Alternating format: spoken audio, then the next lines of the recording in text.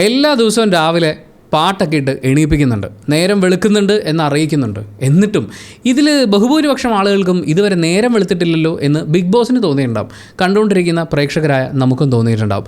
Big boss season 7 മലയാളത്തിൻ്റെ 2 എപ്പിസോഡുകളുടെ ഒരുമിച്ചുള്ളൊരു video ആയിട്ടാണ് നമ്മളിത് ചെയ്യുന്നത്. വെള്ളിയാഴ്ച ദിവസമായിരുന്നു തലേന്ന്. അപ്പം സിനിമ റിലീസുകൾ, അതിൻ്റെ ഓട്ടം പരിപാടികൾ, അത് മാത്രമല്ല ഇന്നിപ്പോൾ വീക്കെൻഡ് എപ്പിസോഡ് വരെയാണ്, ലാലേട്ടൻ വരുന്ന എപ്പിസോഡാണ്. അപ്പോൾ അതിന് മുമ്പ് ബാക്കി മിച്ചം നിൽക്കുന്ന 2 എപ്പിസോഡ്സ് കാണുക, എന്നിട്ട് അതിനെക്കുറിച്ചുള്ളൊരു വീഡിയോ അനാലിസിസ്, അതാണ് നമ്മളിതിൽ ഉദ്ദേശിക്കുന്നത്. ഈ 2 ദിവസം കൊണ്ട് അവരുണ്ടാക്കി വെച്ചിരുന്ന കാര്യങ്ങൾ നമ്മളിങ്ങനെ പറയുമല്ലോ, എൻ്റെ കണ്ണൊന്ന് തെറ്റിയപ്പോഴേക്ക് ഇത്രയൊക്കെ ഒപ്പിച്ചോ എന്ന് പറയാൻ തോന്നുന്നത് പോലെ കഴിഞ്ഞ 2 ദിവസത്തെ എപ്പിസോഡും കണ്ടു തീരുമുണ്ടല്ലോ. എൻ്റെ മോനെ, ഓരോ ആൾക്കാർ ഇവരൊക്കെ എന്താണ് പറയുന്നത്, എവിടെയാണ് ഇപ്പോഴും ഇവർ ജീവിച്ചുകൊണ്ടിരിക്കുന്നത് എന്ന് തോന്നുന്ന, അതുപോലെ തന്നെ കുറേ ബിംബങ്ങൾ ഉടയുകയും പുതിയ കുറച്ച് ബിംബങ്ങൾ കുറച്ചൊന്ന് തെളിഞ്ഞു വരികയും ഒക്കെ ചെയ്തിട്ടുള്ള ഒരുപാട് കാര്യങ്ങൾ സംസാരിക്കാനുള്ള ഒരു വീഡിയോ ആണിത്. സോ ബിഗ് ബോസ് സീസൺ 7 മലയാളത്തിൻ്റെ 18ാമത്തെ ദിവസം രാവിലെ നേരം വെളുത്ത് അവർ ഡാൻസൊക്കെ കഴിഞ്ഞു. പതിവ് പോലെ കിച്ചണിൽ നിന്നാണ് ആരംഭിക്കുന്നത്. കിച്ചണിൽ ഗ്യാസ് തീർന്നു. അപ്പോൾ ഈ ഗ്യാസ് തീർന്നു, അത് വേണം എന്ന് പറഞ്ഞുകൊണ്ട് ബിഗ് ബോസിന് നേരെ ഒരു മുദ്രാവാക്യം വിളിച്ചുകൊണ്ട് ഒരു പ്രകടനം പരിപാടി, അത് ന്യൂസായിട്ട് കവർ ചെയ്യാൻ വരുന്ന കുറച്ച് ആളുകൾ, അങ്ങനെ അതിനൊരു ആക്ടിവിറ്റി ആക്കി മാറ്റിയിട്ടുണ്ടായിരുന്നു. തരക്കേടില്ലാത്ത ഒരു സംഭവമാണ്, പക്ഷേ കാണാനുള്ളതൊക്കെ പിന്നെയാണ് സംഭവിക്കുന്നത്. പ്രധാനമായും 18ാമത്തെ ദിവസം പണിപ്പുര ടാസ്കുകളാണ് നിറഞ്ഞു നിന്നത്. അതിൽ ആദ്യത്തെ പണിപ്പുര ടാസ്ക് എന്ന് പറയുന്നത് സംവാദമാണ്. അതായത് രണ്ടുപേർ ഓപ്പോസിറ്റ് നിന്ന് ഒരു കൊടുക്കുന്ന വിഷയത്തെക്കുറിച്ച് സംസാരിക്കുക എന്നുള്ളതാണ്. സത്യം പറയാലോ, നല്ല ആപ്റ്റായിട്ടുള്ള വിഷയങ്ങളാണ് ഓരോരുത്തർക്കും കൊടുത്തിട്ടുള്ളത്. ആ ടീം സെലക്ഷൻ നല്ലതായിരുന്നു. അതായത് പരസ്പരം സംസാരിക്കാനുള്ള ആളുകളെ കൃത്യമായി സെലക്ട് ചെയ്തു. ആൻഡ് അവർക്ക് കൊടുത്തിട്ടുള്ള വിഷയം, ഇപ്പോൾ ഈ കഴിഞ്ഞു പോകുന്ന ആഴ്ചകളിൽ ഓരോരുത്തരുടെയും ഭാഗത്തു നിന്നുണ്ടായിട്ടുള്ള വീഴ്ചകളാണെങ്കിലും അല്ലെങ്കിൽ അവർ കൂടുതൽ ശ്രദ്ധിച്ച കാര്യങ്ങളെക്കുറിച്ച് ാണെങ്കിലും അങ്ങനെയൊക്കെ അവർക്ക് സംസാരിക്കാൻ, ചില കാര്യങ്ങൾക്ക് ഒരു ക്ലാരിറ്റി വരുത്താൻ ഒക്കെയുള്ള അവസരം കൊടുക്കലായിട്ടാണ് എനിക്ക് ടോപ്പിക് സെലക്ഷൻ ഫീൽ ചെയ്തത്. എല്ലാവരും തരക്കേടില്ലാത്ത രീതിയിൽ പങ്കെടുത്തു എന്ന് തോന്നി. അതുപോലെ തന്നെ ജഡ്ജ്മെൻ്റ് ആണ് പറയേണ്ടത്. പൊതുവേ ഇങ്ങനത്തെ ആക്ടിവിറ്റീസ് ഒക്കെ വരുന്ന സമയത്ത് ജഡ്ജസായി അവിടെയുള്ളവർ തന്നെയാണല്ലോ. അപ്പോൾ അവർ സെലക്ട് ചെയ്യുന്ന പലതിനോട് നമുക്ക് വിയോജിപ്പുകൾ തോന്നാറുണ്ട്. പക്ഷേ ഇപ്രാവശ്യത്തെ ജഡ്ജിങ് പാനൽ നല്ല പരിപാടിയായിരുന്നു. അത് മാത്രമല്ല, അനീഷാണ് ഈ വിജയികളെ പറയുന്നത്. അപ്പോൾ ആരാണ് വിജയിച്ചതെന്ന് പറയുമ്പോൾ അതിൻ്റെ കൂടെ പുള്ളി കാരണം പറയുന്നുണ്ട്. അതൊക്കെ കുറച്ചും കൂടി കൺവിൻസിംഗ് ആയിട്ട് അനുഭവപ്പെട്ടു. നെവിനും ഷൈത്തയും തമ്മിലുള്ള ഡിബേറ്റ് ആ ഒരു പരിപാടി കുറച്ച് നന്നായി തുടങ്ങുന്നത്. കാരണം നെവിൻ കൃത്യമായി, എന്ന് വെച്ചാൽ നെവിൻ്റെ പ്രത്യേകത, നെവിൻ വളരെ ഓപ്പണായിട്ടാണ് പറഞ്ഞിരിക്കുന്നത്. ഞാനിവിടെ ഗെയിം കളിക്കാനാണ് വന്നിട്ടുള്ളത്, ഞാൻ നിങ്ങളെയൊക്കെ ട്രിഗർ ചെയ്യും, അല്ലെങ്കിൽ എങ്ങനെയാണ് ട്രിഗർ ചെയ്യുന്നതെന്ന് പുള്ളി പറയുന്നുണ്ട്. ആൻഡ് ആദ്യത്തെ 2 ദിവസം പുള്ളി കുറച്ച് ക്യൂട്ട്നെസ്സും അതുപോലെ കുറച്ച് ആദ്യത്തെ 2 ആഴ്ച കുറച്ച് ക്യൂട്ട്നെസ്സും മോഷണവും ഒക്കെ ആയിട്ട് മുന്നോട്ട് പോയി നോക്കി. ലാലേട്ടൻ വാൺ ചെയ്തു. അതോടെ പുള്ളി ആ പരിപാടി നിർത്തി. ഇപ്പോൾ പുള്ളി ഫുൾ ഓൺ ഫോക്കസ്ഡ് ആണ്, ഗെയിമിലാണ്. അപ്പോൾ ഓരോ ടാസ്ക് കിട്ടുമ്പോഴും ഇത് എങ്ങനെയാണ് നമ്മൾ ടാർഗറ്റ് ചെയ്യേണ്ടത്, ആരൊക്കെയാണ് ഈ കോൺവെർസേഷനിലുള്ളത്, ഇതൊക്കെ പുള്ളി വല്ലാണ്ട് ഒബ്സർവ് ചെയ്യുന്നതായിട്ട് നമുക്ക് ഫീൽ ചെയ്തിട്ടുണ്ട്. അപ്പോൾ ഈ ഒരു ഡിബേറ്റിൽ പുള്ളിക്ക് ഓപ്പോസിറ്റ് കിട്ടിയത് ഷൈത്തിയായിരുന്നു. ഷൈത്തിയെ ട്രിഗർ ചെയ്യിക്കുക എന്ന് പറയുന്ന പരിപാടി നെവിൻ വളരെ ഈസി ആയത് ചെയ്തു തീർത്തു എന്ന് എനിക്ക് തോന്നി. കാരണം അനുമോളുടെ വാലായി കൂടെ നടക്കുന്ന, അല്ലെങ്കിൽ ആ ഒരു ഗ്രൂപ്പിസം പരിപാടിയൊക്കെ എടുത്തിട്ടപ്പോഴേക്കും ശൈത്യയുടെ കയ്യിൽ നിന്ന് പോയി. ശൈത്യ അത് വളരെ പേഴ്സണലായിട്ട് എടുത്തു. ശൈത്യ അതിനിടയിൽ കയറി സംസാരിച്ചു. ആ സമയത്ത് അനുമോളെയും വിഷ്വലി കാണിക്കുന്നുണ്ടായിരുന്നു. അനുമോൾക്കും അത്യാവശ്യം ഇത് ഫീൽ ചെയ്യുന്നുണ്ടായിരുന്നു. അതുപോലെ തന്നെ നമ്മൾ ഈ കഴിഞ്ഞ 2 ദിവസത്തെ കാര്യം എടുത്ത് നോക്കുകയാണെന്നുണ്ടെങ്കിൽ അവിടെ വൻ തെറിവിളികൾ, മേത്തോട്ട് ചെന്ന് കയറൽ, അതായത് ചാർജ് ചെയ്ത് ആരടാ എന്നൊക്കെ ചോദിച്ച് അങ്ങോട്ട് ചെന്ന് കയറുക, അറ്റാക്ക് ചെയ്യുക. അതായത് ഫിസിക്കലി പേടിപ്പിക്കാനും അഗ്രസീവായിട്ടുള്ള ബിഹേവിയറൊക്കെ വെച്ചുകൊണ്ടാണ് ഗെയിം എന്നതിൽ കുറേ ആൾക്കാർ വിചാരിച്ചിരിക്കുന്നത്. ഒരു മാറ്റവും സംഭവിച്ചില്ലല്ലോ ഇവിടെ എന്ന് നമുക്ക് ചോദിക്കാൻ തോന്നുന്ന കുറച്ച് സംഭവങ്ങൾ ഇനി വരാനുണ്ട്. പക്ഷേ ഇവരിൽ നിന്നൊക്കെ നെവിൻ വ്യത്യസ്തനാവുന്നത്. നെവിൻ പറയാനുള്ളത് പറയുന്നുണ്ട്, എന്നാൽ നെവിൻ വളരെ ജോവിയലായിട്ടാണ്. ഇവരോടൊക്കെ ആ ഒരു ഫ്രണ്ട്ലി നേച്ചർ വേണ്ട സമയത്ത് വേണ്ട രീതിയിൽ ഹാൻഡിൽ ചെയ്തുകൊണ്ട് പോകുന്നു. എന്നാൽ നെവിൻ്റെ ഗെയിം നടക്കുന്നുണ്ട്. അഗ്രസീവ് ആകാതെയും പേടിപ്പിക്കാതെയും തെറി വിളിക്കാതെയും ഒക്കെ ഗെയിം കളിക്കാം എന്ന് നെവിൻ തെളിയിക്കുന്നുണ്ട്. ഈ അഗ്രസീവായി ഗെയിം കളിക്കുന്നവരെ കുറിച്ച് പറയുമ്പോൾ നമ്മൾ അഭിലാഷിനെ കുറിച്ചും അതുപോലെ ഒനീലിനെ കുറിച്ചും ഒക്കെ സംസാരിച്ചിട്ട് നമുക്ക് മുന്നോട്ട് പോകാൻ തോന്നുന്നു. ഇവർ രണ്ടുപേരും വളരെ അഗ്രസീവായി ടോക്സിക് ആയിട്ടുള്ളൊരു ലെവലിൽ അവരുടെ ആങ്കർ എക്സ്പ്രസ് ചെയ്യുന്ന ആളുകളാണ്. അവരുടെ ഗെയിമേ അതാണോ എന്ന് നമുക്ക് തോന്നിപ്പോകുന്ന പോലെയാണ്. അതേസമയം ഈ കൂട്ടത്തിൽ അഗ്രസീവ് ബിഹേവിയർ കാണിച്ചിട്ടുണ്ടെങ്കിൽ പോലും അക്ബറിൻ്റെ ഒരു ഡിഫറൻസ് ഉണ്ട്. അതായത് ഇപ്പോൾ ഒനീലാണെങ്കിലും അഭിലാഷാണെങ്കിലും ഇവർ ഒരു കാര്യത്തിനെക്കുറിച്ച് ഒരു ദേഷ്യം ഉള്ളിലുണ്ടെങ്കിൽ ഇതിങ്ങനെ ഉള്ളിൽ വെച്ചുകൊണ്ട് നടക്കും, ഒരു ഗ്രഡ്ജായിട്ട് ഇങ്ങനെ വെച്ചുകൊണ്ടിരിക്കും. ഏതെങ്കിലും ഒരു സാഹചര്യം വരുമ്പോൾ അവർ ആർക്കെതിരെ റിയാക്ട് ചെയ്യുന്ന നോക്കിയാൽ കൃത്യമായി നമുക്ക് മനസ്സിലാവും ഏതൊക്കെ കാരണങ്ങൾ കൊണ്ട് ആരെയൊക്കെയാണ് ഇവർ അറ്റാക്ക് ചെയ്യുന്നത് നോക്കുന്നതെന്നുള്ളത്. അതേസമയം അക്ബർ ഒരു വിഷയം ഉണ്ടാകുമ്പോൾ അക്ബർ ഒരു കൗണ്ടർ അടിക്കും, അല്ലെങ്കിൽ അക്ബർ തിരിച്ചപ്പം പറയും. അത് കഴിഞ്ഞിട്ട് അക്ബർ അത് ക്യാരി ചെയ്യുന്നത് നമുക്ക് അധികം കാണാൻ പറ്റില്ല. ഇപ്പോൾ അനുമോളുമായിട്ട് ബന്ധപ്പെട്ടിട്ടുള്ള വിഷയത്തിലൊക്കെ നമുക്കതിൻ്റെ ലക്ഷണങ്ങളുണ്ടെങ്കിലും അക്ബർ ഇതിങ്ങനെ ഉള്ളിൽ കൊണ്ട് നടന്ന് ഏത് വിഷയം ഉണ്ടായാലും അവസരം കിട്ടുമ്പോൾ അവരുടെ നെഞ്ചത്ത് കയറുക എന്ന് പറയുന്ന അത്രയും ഒരു ഗ്രഡ്ജ് ഉള്ളിൽ കൊണ്ടു നടക്കുന്ന പോലെ നമുക്ക് കാണാൻ പറ്റില്ല. പക്ഷേ അഭിലാഷിലും ഒനീലിനും ഒക്കെ അത് വളരെ പ്രകടമായി നമുക്ക് കാണാൻ പറ്റിയ 2 ദിവസങ്ങളാണിത്. അനുമോള് അറ്റാക്ക് ചെയ്യേണ്ട സമയത്ത് അറ്റാക്ക് ചെയ്യുന്നുണ്ടെങ്കിൽ പോലും ആളുകളോട് അവരുടെ ന്യായാന്യായങ്ങൾ നോക്കി കൂടെ നിൽക്കുന്നതും നമുക്ക് ഈ വീക്കിൽ കാണാൻ പറ്റും. റെനയ്ക്കെതിരെ ഒരു അറ്റാക്ക് ഉണ്ടാകുന്ന സമയത്ത് റെന അനുമോളെ പൊളിച്ച് ആകെ ദേഷ്യം പിടിപ്പിച്ചൊരു ലെവലാക്കി വെച്ചിരിക്കുകയാണ്. പക്ഷേ റെനയ്ക്കൊപ്പം നിൽക്കേണ്ട, റെനയുടെ ന്യായം പറയേണ്ട ഘട്ടങ്ങളിൽ അനുമോൾ അതും ചെയ്യുന്നത് നമുക്കിവിടെ കാണാൻ പറ്റും. അവിടെ അനുമോൾ ഒരു അവസരം കിട്ടി, എന്നാൽ അവൾ കുറച്ച് അനുഭവിക്കട്ടെ എന്ന് പറയുന്ന പോലെ അതിനെ വിട്ടുകൊടുക്കുന്നില്ല. ഇപ്പോൾ ഉള്ള ഒരു ഗ്രൂപ്പ് സിസ്റ്റം എങ്ങനെയാണെന്ന് നോക്കിക്കഴിഞ്ഞാൽ അപ്പാനി ശരത്തും അക്ബറും ഓൾറെഡി ഒരു ടീമായിട്ടുണ്ടായിരുന്നു. അതിലേക്ക് ഈ കഴിഞ്ഞ ആഴ്ച ഷാനവാസുമായി ബന്ധപ്പെട്ട വിഷയങ്ങൾ കൂടി വരുമ്പോഴേക്കും ആര്യൻ കൂടി ജോയിൻ ചെയ്യുന്നതായിട്ട് നമുക്ക് കാണാൻ പറ്റും. അക്ബർ ചില ഘട്ടങ്ങളിലെങ്കിലും ആര്യനെതിരെ തിരിയുന്നുണ്ടെങ്കിലും നമ്മൾ അപ്പാനി ശരത്തിനെ നോക്കുകയാണെങ്കിൽ അപ്പാനി ശരത്ത് അതൊക്കെ ചെന്ന് സെറ്റിൽ ചെയ്യാണ് ചെയ്യുന്നത്. ഇപ്പോൾ അഭിലാഷ് നേരെ ചെരുപ്പ് എറിഞ്ഞതുമായി ബന്ധപ്പെട്ടിട്ടുള്ള വിഷയങ്ങളൊക്കെ ഉണ്ടായി. അതിന് ശേഷമാണെങ്കിലും ആളുകളൊക്കെ വന്ന് ചോദിച്ചു, അവരൊക്കെ പോയി. ഇതെല്ലാം കഴിയുമ്പോൾ അപ്പാനി ശരത്ത് എന്ന് നമ്മുടെ ആര്യനെ നന്നായി പുഷ്പിക്കുന്നത്, ചിരിച്ച് കളിച്ച് ആ ഒരു രീതിയിൽ വിടുന്നത് കാണാൻ പറ്റും. അപ്പാനി ശരത്ത് എല്ലാവരും ഇപ്പോൾ സന്തോഷിപ്പിച്ച് ചിരിപ്പിച്ച് അങ്ങനെയൊക്കെയാണ് മുന്നോട്ട് പോയിക്കൊണ്ടിരിക്കുന്നത്. എന്തായാലും അപ്പാനി ശരത്ത്, അക്ബർ, ആര്യൻ എന്ന് പറയുന്നത് അതൊരു ഗ്രൂപ്പായിട്ട് ഫോമായി വരുന്നുണ്ട്. എന്നാൽ ഓപ്പോസിറ്റ് സൈഡിൽ ഈ ഒരു 2-3 ദിവസം കൊണ്ട് വളരെ വിസിബിളായി വന്നിരിക്കുന്ന ഒരു ടീമെന്ന് പറയുന്നത് ഒനീലുണ്ട്, അഭിലാഷുണ്ട്, ഷാനവാസുണ്ട്. ഷാനവാസിൻ്റെ ഇതിനകത്ത് റോൾ എന്താണെന്ന് വെച്ച് കഴിഞ്ഞാൽ ഈ അപ്പാനി, അക്ബർ, ആര്യൻ ഇവർ ഒരുമിച്ച് നിന്ന് കഴിഞ്ഞാൽ അതിനകത്തേക്ക് ഷാനവാസിന് ഇന്ന് ഇടിച്ച് കയറാൻ പറ്റില്ല. ആദ്യത്തെ 2-3 ദിവസം പുള്ളി അപ്പാനി ശരത്തിൻ്റെ കുറേ കാര്യങ്ങൾ എനിക്കറിയാം എന്നൊക്കെ പറയുന്ന ഡയലോഗുകൾ പറയുന്നുണ്ട്. അത് ഈ ഡിബേറ്റിൻ്റെ ഇടയിലും ഈ വിഷയങ്ങളൊക്കെ എടുത്തിട്ട് എങ്ങോട്ടൊക്കെയോ പുള്ളി പോകുന്നുണ്ട്. പക്ഷേ ഈ ഒരു ഗ്രൂപ്പിലേക്ക് ഇടിച്ച് കയറുക, ആര്യനെ ഡയറക്റ്റ് ഇടിച്ച് നിൽക്കുക, ഈ പറയുന്ന കാര്യങ്ങളൊന്നും ഷാനവാസിന് തൽക്കാലം പറ്റില്ല. എന്നാൽ അതേസമയം ഇവർക്കെതിരെയാണ് അഭിലാഷും ഒനീലും കൂടി ഒരു സഖ്യമായി രൂപപ്പെട്ട് വരുന്നത്. അപ്പോൾ പുള്ളി അതിൻ്റെ കൂടെ അങ്ങ് കൂടാണ്. ഇതിലിപ്പോൾ നമ്മൾ ഈ ഗേൾസിൻ്റെ സപ്പോർട്ടും കാര്യങ്ങളും ഇതിൽ പല ആളുകൾക്കും കിട്ടാം എന്ന് പറയുന്നൊരു കാര്യം പറയുമ്പോഴും കൃത്യമായി ഇതിനകത്ത് നമുക്ക് കുറച്ച് ടാർഗറ്റുകൾ കാണാൻ പറ്റും. ഷാനവാസിനെ സംബന്ധിച്ച് ഷാനവാസ് അക്ബറിനെതിരെ എന്ന് പറയുന്ന ഒരു മൂടുപടം എടുത്തിട്ടുണ്ടെങ്കിലും ഷാനവാസിൻ്റെ റിയൽ ടാർഗറ്റ് ഇരിക്കുന്നത് ആര്യനാണ്. കാരണം ശൈത്യയുടെ പേഴ്സണൽ സ്റ്റോറി പറയുന്ന സമയത്ത് ചിരിച്ചത് ആര്യനായിരുന്നു. ആര്യൻ്റെ ചിരിയാണ് പിന്നീട് സ്പ്രെഡായി കലാഭവൻ സരിക വല്ലാണ്ട് ചിരിച്ചു. റെന ചെയ്തത് എന്തോ നാടേ എന്ന് പറയുന്ന രീതിയിലുള്ള ഒരു ആക്ഷനായിട്ടാണ് എനിക്ക് ഫീൽ ചെയ്തത്. ജിസയിൽ ആര്യനെ പ്രൊട്ടക്റ്റ് ചെയ്യാൻ വേണ്ടിയിട്ട് നിന്നു. അപ്പോൾ ഈ പറഞ്ഞ കാര്യങ്ങളിൽ ആര്യൻ്റെ ഭാഗത്താണ് മിസ്റ്റേക്ക് എന്നുള്ളത് ഒരു ധാരണ കിട്ടിക്കഴിയുമ്പോഴേക്കും പിന്നീട് ഷാനവാസിൻ്റെ ഒരു പ്രകടനമുണ്ട്. അത് ശ്രദ്ധിച്ച് നോക്കിക്കഴിഞ്ഞാൽ മനസ്സിലാവും. ആര്യനല്ലേ? ആര്യൻ. അപ്പം നിൻ്റെ പ്രശ്നം സോൾവ് ആയി, നീ അവിടെ ഇരുന്നോ. അപ്പോൾ ആര്യനാണ്, ആര്യൻ എന്ന് പറഞ്ഞിട്ട് ഷാനവാസ് ശരിക്കും ആര്യനെ ടാർഗറ്റ് ചെയ്യുന്നത്. ഇതൊക്കെ വല്ല സമയത്തെ പുറത്തു വരുള്ളൂ. അപ്പോൾ ഷാനവാസ് ടാർഗറ്റ് ചെയ്യുന്നത് ആര്യനെയാണ്, അഭിലാഷ് ടാർഗറ്റ് ചെയ്യുന്നത് ആര്യനെയാണ്, ഒനീലിൻ്റെ ടാർഗറ്റ് അപ്പാനി ശരത്താണ്. ഇവർ 3 പേരും ഒരുപോലെ ടാർഗറ്റ് ചെയ്യുന്ന ഒരാളാണ് അക്ബർ. അപ്പോൾ ഇവിടെ ഈ ഒരു പിക്ചർ ക്ലിയർ ആക്കി മനസ്സിൽ വെച്ചിട്ട് ഇനി അങ്ങോട്ടേക്കുള്ള കാര്യങ്ങൾ കാണുകയാണെങ്കിൽ കുറേ കൂടി ഒരു ക്ലാരിറ്റി കിട്ടും. ശാരികയും ഒനീലും തമ്മിലുള്ള ഡിബേറ്റ് കഴിഞ്ഞൊരു ചെറിയ ബ്രേക്ക് വരുന്നുണ്ട്. ആ ബ്രേക്ക് വരുന്ന സമയത്ത് ആദില, നൂറ ഇരിപ്പുണ്ട്, കലാഭവൻ സരിക അതിൻ്റെ അടുത്ത് നിൽപ്പുണ്ട്. അപ്പോൾ അക്ബർ അവിടെ ചെന്ന് ഒനീൽ പറഞ്ഞൊരു കാര്യം അവരോട് പറയുന്നുണ്ട്. റെനയും ആദിലയും ഒക്കെ റിയാക്ഷൻ ചെയ്ത് ജീവിക്കുന്ന ആളുകളാണ് എന്നാണ് ഒനീൽ പറഞ്ഞത്. ഒനീലിൻ്റെ ടാർഗറ്റുകൾ വളരെ ക്ലിയർ ആണ്.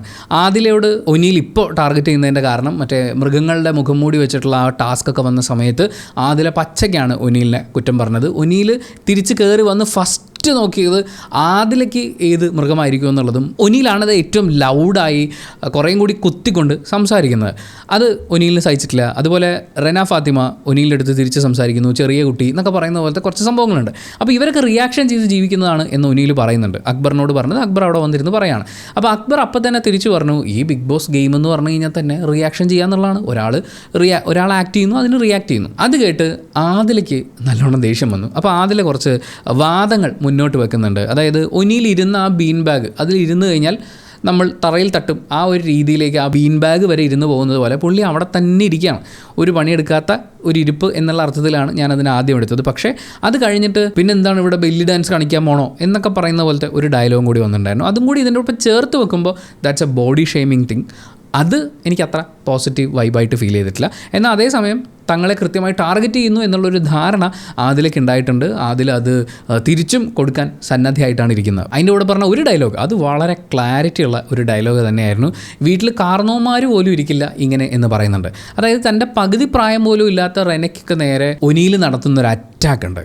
അത് വളരെ മോശമായിട്ടുള്ള വാക്കുകൾ ഉപയോഗിച്ചുകൊണ്ട് വളരെ മോശം ആർഗ്യുമെൻറ്റ്സ് ഒക്കെ എടുത്തു വെച്ചിട്ട് വളരെ ചീപ്പാണ് അതൊക്കെ. അതിലിങ്ങനെ പല കാര്യങ്ങളോടും റിയാക്ട് ചെയ്യുന്നത്, വളരെ സ്ട്രോങ് ആയി സംസാരിക്കുന്നത്, ഇതൊക്കെ കാണുമ്പോൾ പലപ്പോഴും ഫീൽ ചെയ്യുന്നൊരു കാര്യം, നൂറ ഉള്ളതുകൊണ്ടാണ് ആദിലയുടെ ഗെയിം കുറച്ച് വീക്കാവുന്നത് എന്നുള്ളതാണ്. കാരണം ആദില ആക്ച്വലി പല കാര്യങ്ങളും പറയേണ്ട അല്ലെങ്കിൽ പല സമയത്തും ആ ഒരു കോൺവെർസേഷന് തിരിച്ചു വെക്കാനൊക്കെയുള്ള ശ്രമങ്ങൾ നമുക്ക് കാണാൻ പറ്റും. പിന്നീട് ഈ ശാരിക അനീഷ് കോൺവെർസേഷനൊക്കെ ഉണ്ടാകുന്ന സമയത്തും ആദിലയുടെ ഭാഗത്തു നിന്നുള്ളൊരു പെർഫോമൻസ് നമുക്ക് കാണാൻ പറ്റും.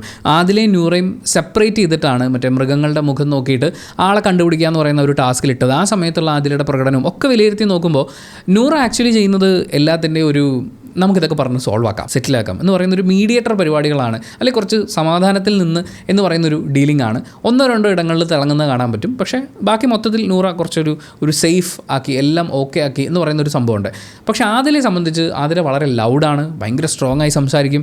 എനിക്ക് തോന്നുന്നു നൂറ ഇല്ലാതെ ആദില വന്നിരുന്നെങ്കിൽ ആദില കുറേയും കൂടി ഗെയിമിൽ ഇൻവോൾവ് ആകുമായിരുന്നു. അത് കുറേ പേർക്ക് നല്ല കോമ്പറ്റീഷൻ കൊടുക്കാൻ പറ്റുന്നൊരു പ്ലെയർ ആകുമായിരുന്നു എന്നുള്ളതാണ്. അത് കഴിഞ്ഞുള്ള ഡിബേറ്റ് രേണുവും ബിന്നിയും കൂടിയാണ്. അപ്പോൾ ഈ ശുചിത്വവും സാഹചര്യവും തമ്മിലുള്ള ബന്ധത്തെക്കുറിച്ചാണ് ഇവർ സംസാരിക്കുന്നത്. അപ്പോൾ ബിന്നിക്ക് ആക്ച്വലി ചെയ്യാമായിരുന്നൊരു കാര്യം രേണുവിൻ്റെ പേഴ്സണൽ വിഷയങ്ങൾ പറയാതെ ശുചിത്വത്തെക്കുറിച്ച് സംസാരിക്കുകയായിരുന്നെങ്കിൽ ആ ഒരു ടോക്കിന് ശേഷം രേണു പിന്നീട് ഈ പറയുന്ന ജനറൽ ടോപ്പിക്ക് പറയേണ്ടി വന്നേനെ. അപ്പോൾ രേണു കുറച്ച് സ്ട്രഗിൾ ചെയ്യുമായിരുന്നു. ബിന്നിക്ക് വേണമെങ്കിൽ ജനറൽ ടോപ്പിക്ക് പറയാൻ പറ്റും, ഒരു ഡോക്ടറാണ്, അവരുടെ എക്സ്പീരിയൻസും കാര്യങ്ങളൊക്കെ വെച്ചുകൊണ്ട്.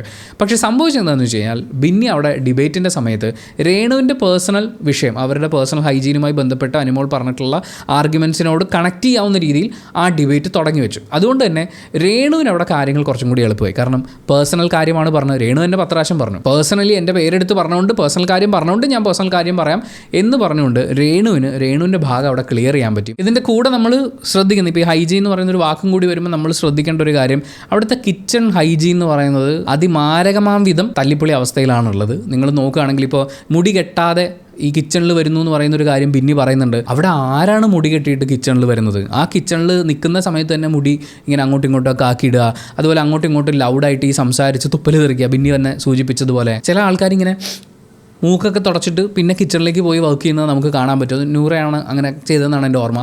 അപ്പോൾ അങ്ങനെ ഈ കിച്ചൺ ഹൈജീൻ എന്ന് പറയുന്നത് താറുമാറായി കിടക്കുന്ന ഒരു സ്ഥലമാണത്.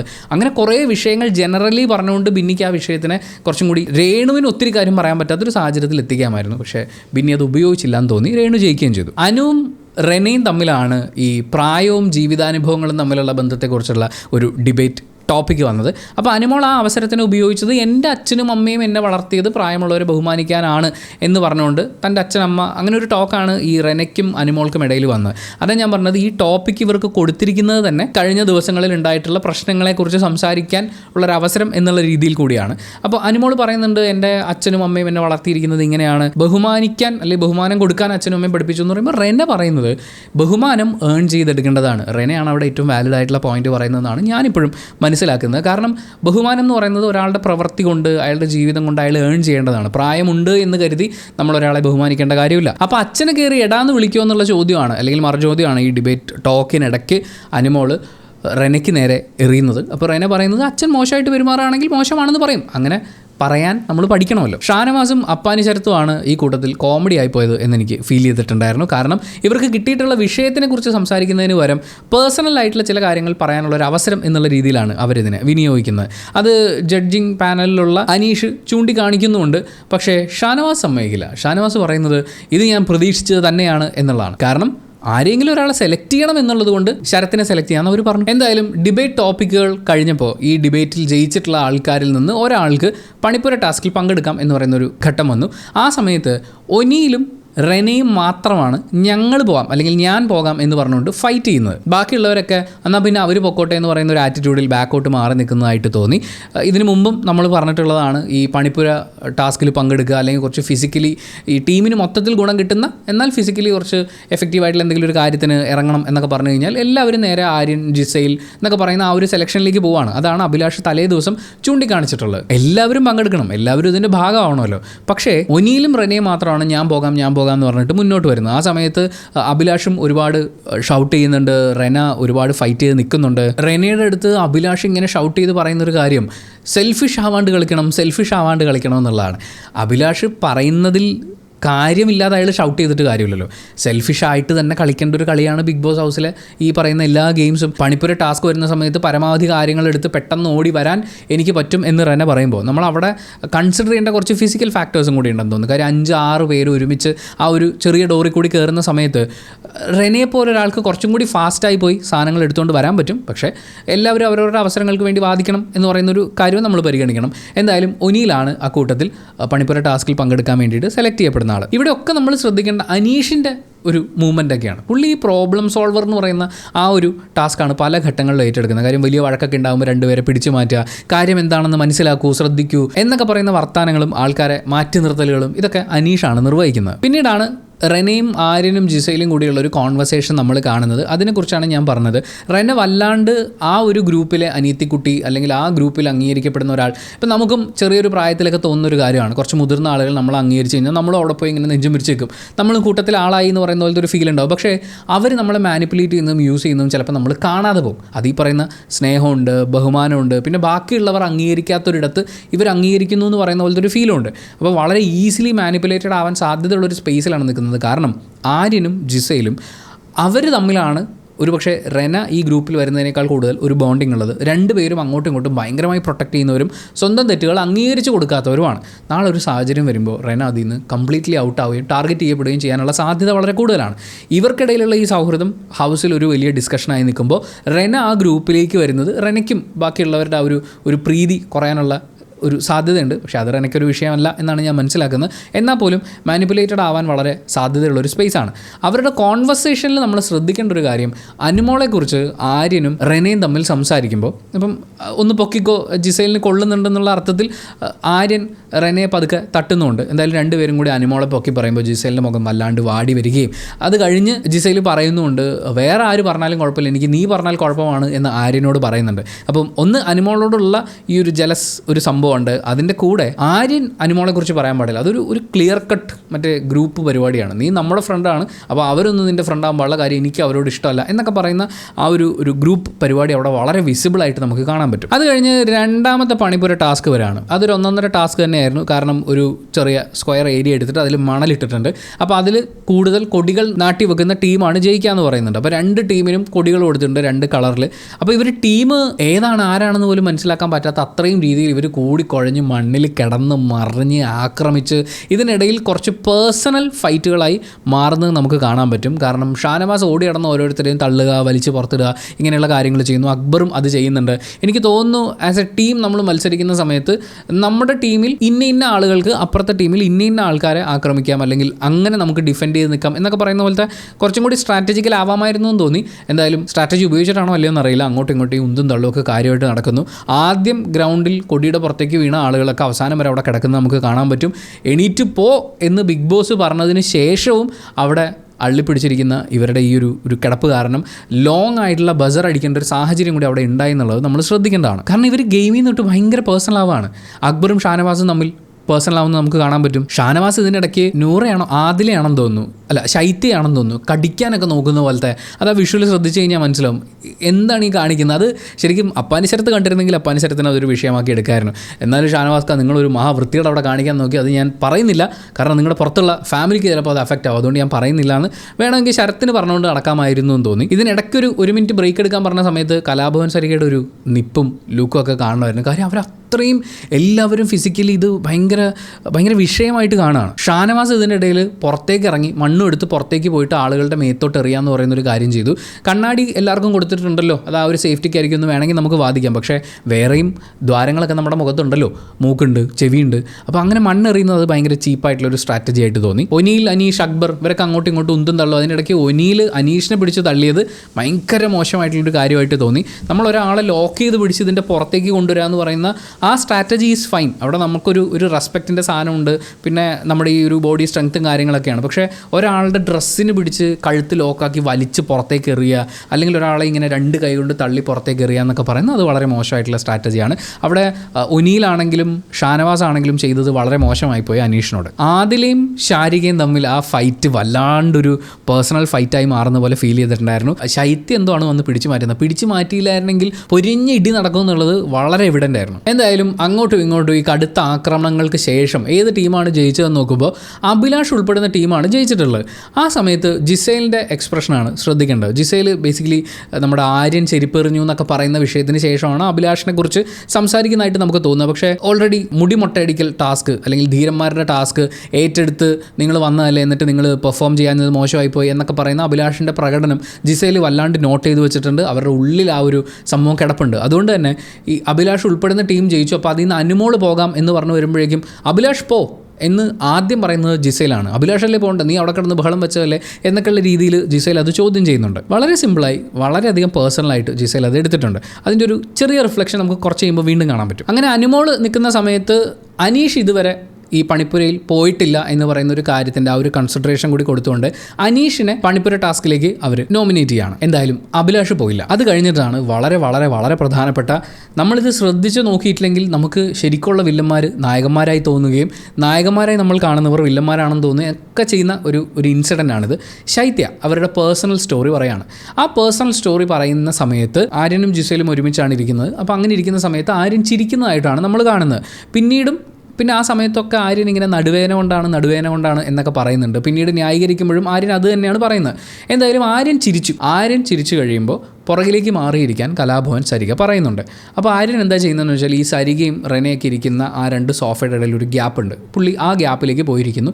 ജിസേൽ ആ സമയത്ത് ആര്യനെയാണ് ശ്രദ്ധിക്കുന്നത്. ഫസ്റ്റ് ഓഫ് ഓൾ നമ്മൾ മനസ്സിലാക്കേണ്ടത് ശൈത്യ അവരുടെ ജീവിത കഥ പറയാണ്. തങ്ങളുടെ കൂടെ ഈ 10-20 പേര് ഒരുമിച്ച് താമസിക്കുന്ന കൂട്ടത്തിൽ ഇനി ഒരു പക്ഷേ കുറേ അധികം ദിവസങ്ങൾ നമുക്കൊപ്പം ഉണ്ടാവാൻ സാധ്യതയുള്ള ഒരാൾ ചിലപ്പോൾ അയാൾ അടുത്ത ആഴ്ച പോകുമായിരിക്കും, ചിലപ്പോൾ ഫുൾ ഉണ്ടാവുമായിരിക്കും. വാട്ട് എവർ ഇറ്റ് ഈസ്, നമ്മുടെ കൂടെയുള്ള ഒരാൾ അയാളുടെ ജീവിതത്തിലെ ഏറ്റവും ദുഃഖകരമായിട്ടുള്ളതും വളരെ ഇമോഷണലി കണക്റ്റ് ആയിട്ടുള്ളതുമായ അവരുടെ ജീവിത കഥ പറയാണ്. അത് നമ്മൾ മനസ്സിലാക്കേണ്ടതാണ്, ഒരു മാനുഷിക പരിഗണനയൊക്കെ വേണ്ടുന്ന കാര്യം. അപ്പോൾ ആ സമയത്ത് ജിസേൽ നോക്കിയിരിക്കുന്നത് ആര്യനെയാണ്. ആര്യൻ ഞെരിപിരി കൊള്ളലും അതുപോലെ ചിരിയും ഒക്കെ കണ്ടു കഴിയുമ്പോഴേക്കും റെനയുടെ ഒരു എക്സ്പ്രഷൻ ഉണ്ട്. എനിക്കത് ചിരിയായിട്ടല്ല തോന്നിയത്, എന്ത് ഈ കാണിക്കുന്നത് എന്ന് പറയുന്ന ഒരു സാധനം പ്ലസ് ഒരു ചിരി, ഒരാളൊരു കോക്കറി കാണിക്കുമ്പോൾ ഒരു ചിരി വരുമല്ലോ എന്നാണ് എനിക്ക് തോന്നിയത്.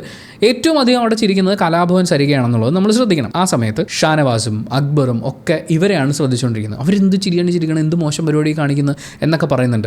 Not the point. ശൈത്യ അവിടെ ജീവിതകഥ പറഞ്ഞുകൊണ്ടിരിക്കുകയാണ്. പക്ഷേ ഇവരുടെയൊക്കെ ശ്രദ്ധ ചിരിക്കുന്ന ആര്യനിലേക്ക് പോവാണ്. അഭിലാഷിനെ നമ്മൾ ശ്രദ്ധിച്ചു നോക്കുകയാണെങ്കിൽ അഭിലാഷ് അവിടെ മാത്രം ഫോക്കസ് ചെയ്തിരിക്കുകയാണ്, കഥയല്ല. ആര്യൻ ചിരിക്കുന്നതിലേക്ക് ഫോക്കസ് ചെയ്തുകൊണ്ടിരിക്കുക, അല്ലെങ്കിൽ ആര്യൻ ചിരിക്കുന്നത് കാരണം ചിരിക്കുന്ന റെനയൊക്കെ ഫോക്കസ് ചെയ്തിരിക്കുകയാണ്. ശൈത്യയുടെ കഥ കഴിഞ്ഞു എന്ന് വെച്ചാൽ ശൈത്യ പറയുന്ന കഥ കഴിഞ്ഞു. അപ്പം തന്നെ ബസർ അടിക്കുന്നു. ബസറിൻ്റെ ഫസ്റ്റ് ബിറ്റ് ഉണ്ടല്ലോ, അത് കേൾക്കുമ്പോൾ തന്നെ നമ്മുടെ അഭിലാഷ് ചാടി എണീറ്റിട്ട് അവിടെ പോയി നീ ചിരിക്കണ്ടറാ എന്നൊക്കെ പറഞ്ഞാൽ ഡാ എന്ന് പറയുന്ന വാക്ക് അവിടെ ശ്രദ്ധിക്കണം കേട്ടോ. ചിരിച്ചതിനെ കുറിച്ച് പറഞ്ഞുകൊണ്ടാണ് അഭിലാഷ് ചാടി എണീറ്റ് അങ്ങോട്ട് പോകുന്നത്. അപ്പം തന്നെ ജിസേൽ ന്യായീകരിച്ച് കഴിഞ്ഞു, അവൻ ചിരിക്കുകയല്ല കരയായിരുന്നു എന്ന്. അതിൻ്റെ കൂടെ ബാക്കിയുള്ളവരും തമ്മിൽ സംസാരമായി. അഭിലാഷ് വളരെ മോശം വാക്കുകൾ ഉപയോഗിച്ചുകൊണ്ട് വളരെയധികം ഷൗട്ട് ചെയ്തുകൊണ്ട് ആര്യൻ അല്ല എന്ന് ആര്യൻ പറയുകയോ മറ്റോ ചെയ്യുന്ന സമയത്തേക്കും അഭിലാഷ് പ്ലേറ്റ് മാറ്റി.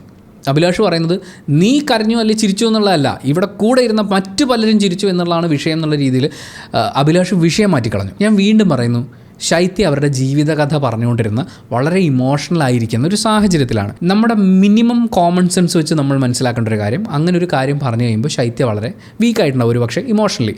അപ്പോൾ നമ്മൾ ആദ്യം പറയേണ്ടത് ശൈത്യ പറഞ്ഞ ആ സ്റ്റോറിയെ നമ്മൾ അഡ്രസ്സ് ചെയ്യുക, നമ്മൾ അവർക്കൊപ്പമാണ് എന്ന് പറയുക, അങ്ങനെ ഒരു മര്യാദ നമ്മളവിടെ കാണിക്കണം.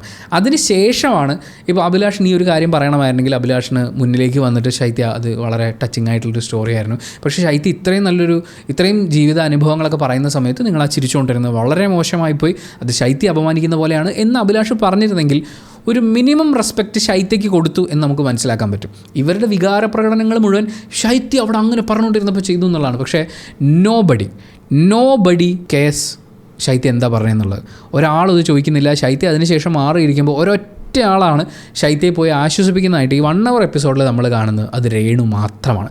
രേണു ഈ ബഹളമൊക്കെ കേൾക്കുമ്പോൾ ഇവർ അങ്ങോട്ടും ഇങ്ങോട്ടും ആർഗ്യൂ ചെയ്യുമ്പോൾ അവിടെ കുറച്ച് നേരം നിൽക്കുന്നുണ്ട്. രേണുവിൻ്റെ മുഖത്തൊരു ദേഷ്യം നമുക്ക് കാണാൻ പറ്റും. പക്ഷേ രേണു ശൈത്യയുടെ അടുത്ത് പോയിരിക്കുന്നുണ്ട്. ഇവരാര് ശൈത്യയുടെ അടുത്ത് ആ ബഹളത്തിൻ്റെ ഇടയിൽ മാറിപ്പോയിരുന്നു സംസാരിക്കുന്നു നമ്മൾ കാണുന്നില്ല. എല്ലാവരും ബഹളത്തിൽ ഇൻവോൾവ് ആണ്. അഭിലാഷ് ആദ്യം വരുന്നു, തെറി വിളിക്കുന്നു, ബഹളം വെക്കുന്നു. 100 ചിരിച്ചു എന്ന് പറയുന്ന ഒരു വിഷയത്തിലേക്ക് വന്നു കഴിഞ്ഞപ്പോഴേക്കും നീ എന്തിനാടി ചിരിച്ചേ എന്നൊക്കെ ചോദിച്ചിട്ട് അങ്ങനെയല്ല ആദ്യം നമ്മളൊരു കാര്യം ചോദിക്കേണ്ടത്. ചോദിച്ചു കഴിയുമ്പോൾ ഇങ്ങോട്ടുള്ള റെസ്പോൺസ് മോശമായിട്ടാണെങ്കിൽ ഈ പറയുന്ന എടി ബോഡി വിളികൾക്ക് എന്തെങ്കിലും ഒരു ന്യായീകരണം, അപ്പോൾ പോലും ആ ന്യായീകരണമൊന്നുമില്ല. എന്നാൽ പോലും ഇങ്ങോട്ട് അഗ്രസീവായി വന്നിട്ടോ അല്ലെങ്കിൽ ഇങ്ങോട്ട് ഇൻസൾട്ട് ചെയ്തിട്ടോ അഗ്രസീവ് ആവുന്നത് മനസ്സിലാക്കാൻ പറ്റും. പക്ഷേ ഒരു കാര്യമില്ലാതെ അയാൾ ചിരിച്ചു, എന്തിനാ ചിരിച്ചേ എന്ന് ഈവൻ ദേഷ്യം ഉള്ളിൽ വെച്ചിട്ട് നീ എന്തിനാ ചിരിച്ചേ എന്ന് ചോദിക്കാം. അപ്പോൾ അയാൾ പറയുമല്ലോ, ആ റീസൺ പറയുന്നത് നമ്മൾ കേൾക്കണമല്ലോ. നീ എന്തിനാടി ചിരിച്ചതെന്ന് പറഞ്ഞിട്ട് നീ ആരാടി എന്താടി.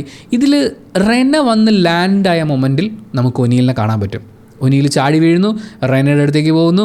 നീ ആരാടി, നീ എന്താടി, നീ ബോഡി പുല്ലേ, പിന്നെന്ത് സെർലാക്കിലെ പുഴു, ഈ സാധനങ്ങളൊക്കെ തന്നെ തിരിച്ചു മറിച്ചും ഒനീൽ പറഞ്ഞുകൊണ്ടിരിക്കുകയാണ്. പക്ഷെ ഒരു സ്ഥലത്ത് പോലും റെന വിട്ടുകൊടുത്തിട്ടില്ല. ഇതിൻ്റെ ഇടയിൽ ഞാൻ നിന്നെ തല്ലും എന്നുള്ള സൂചന തരുന്ന രീതിയിൽ കൈ പൊക്കുന്ന ഒനീലിനെ നമുക്ക് കാണാൻ പറ്റും. വളരെ മോശം റിയാക്ഷനാണ് ഒനീലിൻ്റെ ഭാഗത്ത് നിന്നുണ്ടാകുന്നത്. പിന്നീട് അങ്ങോട്ട് നമുക്കിതിങ്ങനെ കണ്ടിന്യൂ ചെയ്ത് പോകുന്നത് കാണാൻ പറ്റും. റെന ഓരോ തവണയും ഇത് എക്സ്പ്ലെയിൻ ചെയ്യാനാണ് ശ്രമിക്കുന്നത്. പക്ഷേ അഭിലാഷിനും കേൾക്കാൻ വയ്യ, ഒനീലിനും കേൾക്കാൻ വയ്യ. ജിസയിൽ ആര്യനെ ന്യായീകരിച്ച് ഷാനവാസിനോട് പറയുമ്പോൾ ഷാനവാസ് പറയുന്നുണ്ട്, ഇങ്ങനെ എല്ലാത്തിലും കയറി ന്യായീകരിക്കാൻ നിൽക്കല്ലേ ജിസയിലെ, എല്ലാവർക്കും അത് ദേഷ്യമാവും എന്ന് പറയുന്നുണ്ട്. അഭിലാഷ് പോടി പുല്ലേന്ന് വിളിക്കുമ്പോൾ റെന തിരിച്ച്, അവർ ഒരുപാട് വട്ടം കഴിഞ്ഞിട്ടാണ്, ഒത്തിരി നേരം ഇത് കേട്ടോണ്ടിരുന്ന് കഴിഞ്ഞിട്ട് ലാസ്റ്റ് പറയുന്നത് നീ നിന്റെ ഭാര്യനെ പോയി വിളിക്കടാന്നാണ്. ആര്യൻ്റെ ഭാഗത്തു നിന്നുണ്ടാവുന്ന പ്രശ്നം നമ്മൾ നോക്കേണ്ടതെന്ന് വെച്ചാൽ, ഒന്ന് പുള്ളി എക്സ്പ്ലെയിൻ ചെയ്ത് എൻ്റെ ഭാഗത്ത് തെറ്റിലിടാ എന്ന് പറയുകയാണ്. മാത്രമല്ല ചെരുപ്പ് എറിഞ്ഞത് വളരെ മോശമായിട്ടുള്ള കാര്യമാണ്.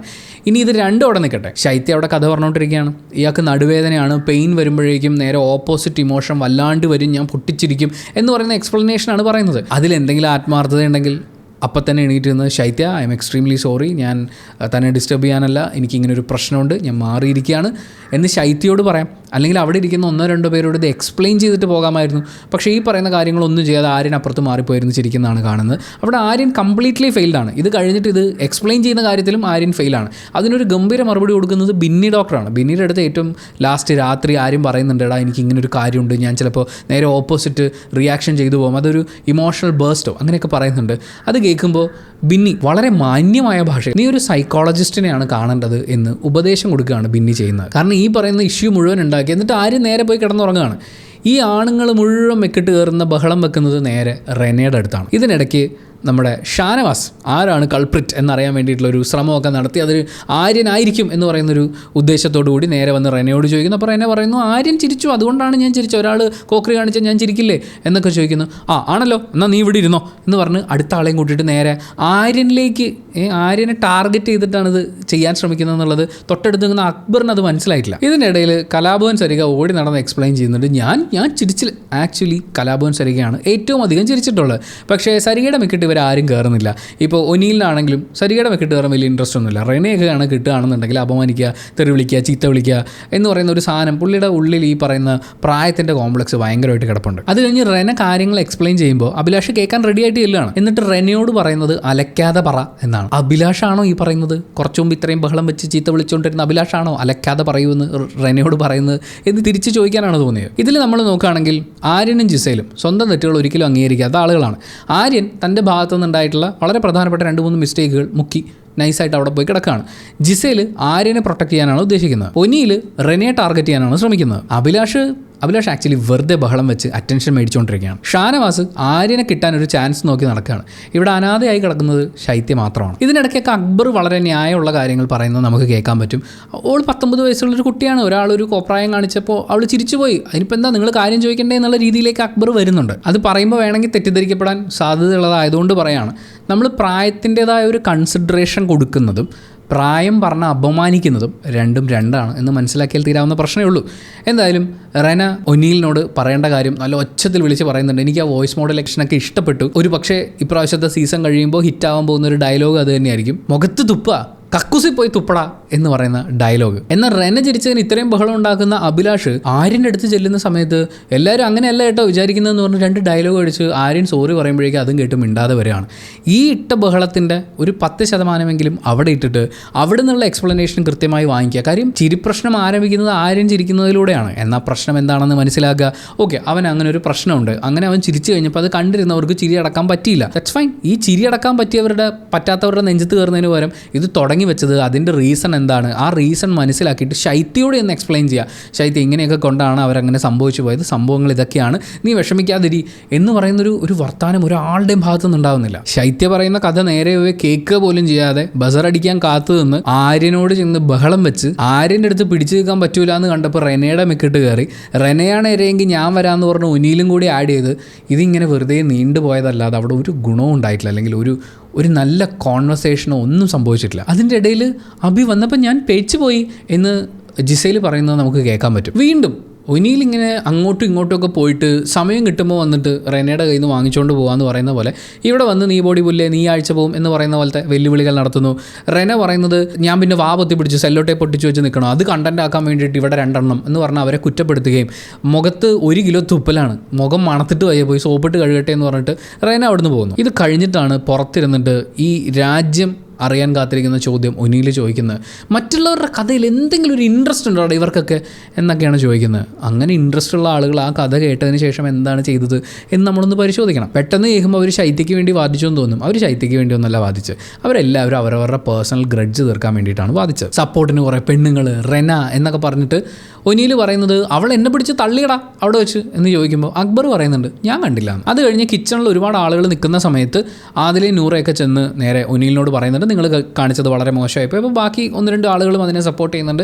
നിങ്ങൾ ചെയ്തത് തെറ്റാണെന്ന് എണ്ണിപ്പെറുക്കി പറഞ്ഞു. ആ പ്രായം കൊണ്ടാണോ നിങ്ങൾ അവളെ അപമാനിച്ചത് എന്നൊക്കെയുള്ള ചോദ്യങ്ങൾ ഇത് ഒനിയിലിന് മനസ്സിലായി. കയ്യിൽ നിന്ന് പോയി എന്തൊക്കെയോ താൻ വിളിച്ചു പറഞ്ഞിട്ടുണ്ടെന്നുള്ളത്. എന്തായാലും അവർ പറഞ്ഞത് കൊണ്ട് മാപ്പ് പറയുന്നു എന്നുള്ള രീതിയിൽ അത് റെനയോട് മാപ്പ് പറയല്ല, ആ സിറ്റുവേഷനിൽ നിന്ന് അല്ലെങ്കിൽ ബാക്കിയുള്ളവരുടെ കുറ്റപ്പെടുത്തലിൽ നിന്ന് രക്ഷപ്പെടാൻ വേണ്ടി മാത്രമുള്ളൊരു മാപ്പ് പറച്ചിലായിട്ടാണ് തോന്നിയത്. എന്നാലും പുള്ളി സോറി പറയുന്നുണ്ട്. അത് കഴിഞ്ഞിട്ടാണ് അഭിലാഷ്, ഒനിയിൽ, ഷാനവാസ് ഇവർ 3 പേരും കൂടി ഈ ഗാർഡൻ ഏരിയയിൽ നിന്ന് പതുക്കെ അകത്തേക്ക് കയറുകയാണ്. ആ സമയത്ത് ഇവർ അങ്ങോട്ടും ഇങ്ങോട്ടും ഈ പേരുകളൊക്കെ പറയുന്നത് നമുക്ക് കാണാൻ പറ്റും. ശരത്ത് ഒതുങ്ങിപ്പോയി, അവനിപ്പോൾ പതുങ്ങിപ്പോയില്ലേ എന്നുള്ള രീതിയിൽ അവർ സംസാരിക്കുന്നുണ്ട്. അക്ബറിൻ്റെ കാര്യം പറയുന്നുണ്ട്. അവിടെ നിന്നൊക്കെ നമുക്ക് ഇവരുടെ ടാർഗറ്റ് എന്താണെന്നുള്ളത് വ്യക്തമാവുകയാണ്. അങ്ങനെ ആ ദിവസം അവസാനിച്ചു. അവസാനത്തെ നല്ല ഉഗ്രൻ കൊടുപ്പ് ബിന്നിയുടെ ഭാഗത്തു നിന്നായിരുന്നു. നടുവേദന വന്നിടാൻ ഞാൻ ചിരിച്ചു പോടാന്നൊക്കെ പറഞ്ഞ് ന്യായീകരിക്കാൻ വരുമ്പോൾ നീ ഒരു സൈക്കോളജിസ്റ്റിനെ കാണുന്നതാണ് നല്ലത് എന്ന് വളരെ മാന്യമായി പറഞ്ഞ് പതച്ചു മൂടി ബിന്നി കിടക്കാണ്. അത് കഴിഞ്ഞിട്ടാണ് ഇത്രയും മോശം വാക്കുകളും വഴക്കുകളും വളരെ മോശം ഗെയിമും ഒക്കെ കണ്ടതിന് ശേഷമുള്ള അടുത്ത ദിവസം ബിഗ് ബോസ് സീസൺ 7 മലയാളത്തിൻ്റെ 19ാമത്തെ ദിവസം ആരംഭിക്കുന്നത് തന്നെ കാപ്പിപ്പൊടിയിൽ നിന്നാണ്. നൂറ കാപ്പിപ്പൊടി എടുത്തുകൊണ്ട് വരുമ്പോൾ അവിടെ ശരത്തപ്പാനിയുണ്ട്. ചോദിക്കുന്നു ഇത് എവിടെ നിന്നാണ് ഈ കാപ്പിപ്പൊടി? കാര്യം കാപ്പിപ്പൊടി തീർന്നു എന്ന് പറഞ്ഞിട്ട് തലേ ദിവസം ശരത്ത് എല്ലാവരും ഇരിക്കുന്ന സമയത്ത് പറഞ്ഞാണ് കാപ്പിപ്പൊടി തീർന്നു എന്നുള്ളത്. പക്ഷേ രാവിലെ അവിടെ കാപ്പിപ്പൊടി, ആ കാപ്പിപ്പൊടി ആരാണ്, എവിടെ നിന്ന് വന്നു, എങ്ങനെ വന്നു എന്ന് പറയുന്ന ചോദ്യങ്ങളിലേക്കൊക്കെ വരുമ്പോഴേക്കും അവിടെ ജിസേൽ വന്ന് ലാൻഡ് ചെയ്യുകയാണ്. ജിസേൽ അപ്പോൾ ചൂണ്ടിക്കാണിക്കുന്നുണ്ട് അടുക്കളയുടെ ഒരു മൂലയ്ക്ക് കുറച്ച് കാപ്പിപ്പൊടി എടുത്ത് വെച്ചിട്ടുണ്ട് എന്ന് പറയുന്നൊരു കാര്യം. അപ്പോൾ തന്നെ എല്ലാവർക്കും അത് മനസ്സിലായി. ജിസേൽ അത് ഒളിപ്പിച്ച് വെച്ചിട്ട് കാപ്പിയിട്ട് കുടിക്കുകയായിരുന്നു എന്നുള്ളത് എല്ലാവരും അത് ചോദ്യം ചെയ്യുന്നുണ്ട്. ആ ചോദ്യം ചെയ്യലിൻ്റെ ഒടുവിൽ നമ്മളതിൽ ശ്രദ്ധിക്കേണ്ട ജിസേൽ മാപ്പ് പറയുന്നേ ഇല്ല, അങ്ങനെ ഒരു വിഷയമേ ഇല്ല. അതിനിടയിൽ അനുമോൾ നന്നായി ഗോളടിക്കുന്നുണ്ട്, ജിസേലിനെ കള്ളി എന്ന് വിളിക്കുന്നുണ്ട്. അവർ എത്ര പ്രാവശ്യമാണ് നമ്മൾ ഒരാളോട് ക്ഷമിക്കുക എന്ന് പറയുന്ന ചോദ്യം ചോദിക്കുന്നുണ്ട്. അവിടെയൊക്കെ അനുമോൾ പറയുന്നതിൽ എതിരഭിപ്രായങ്ങളൊന്നുമില്ല, പൂർണ്ണമായും അനുമോളുടെ ഭാഗത്ത് ന്യായമുണ്ട്.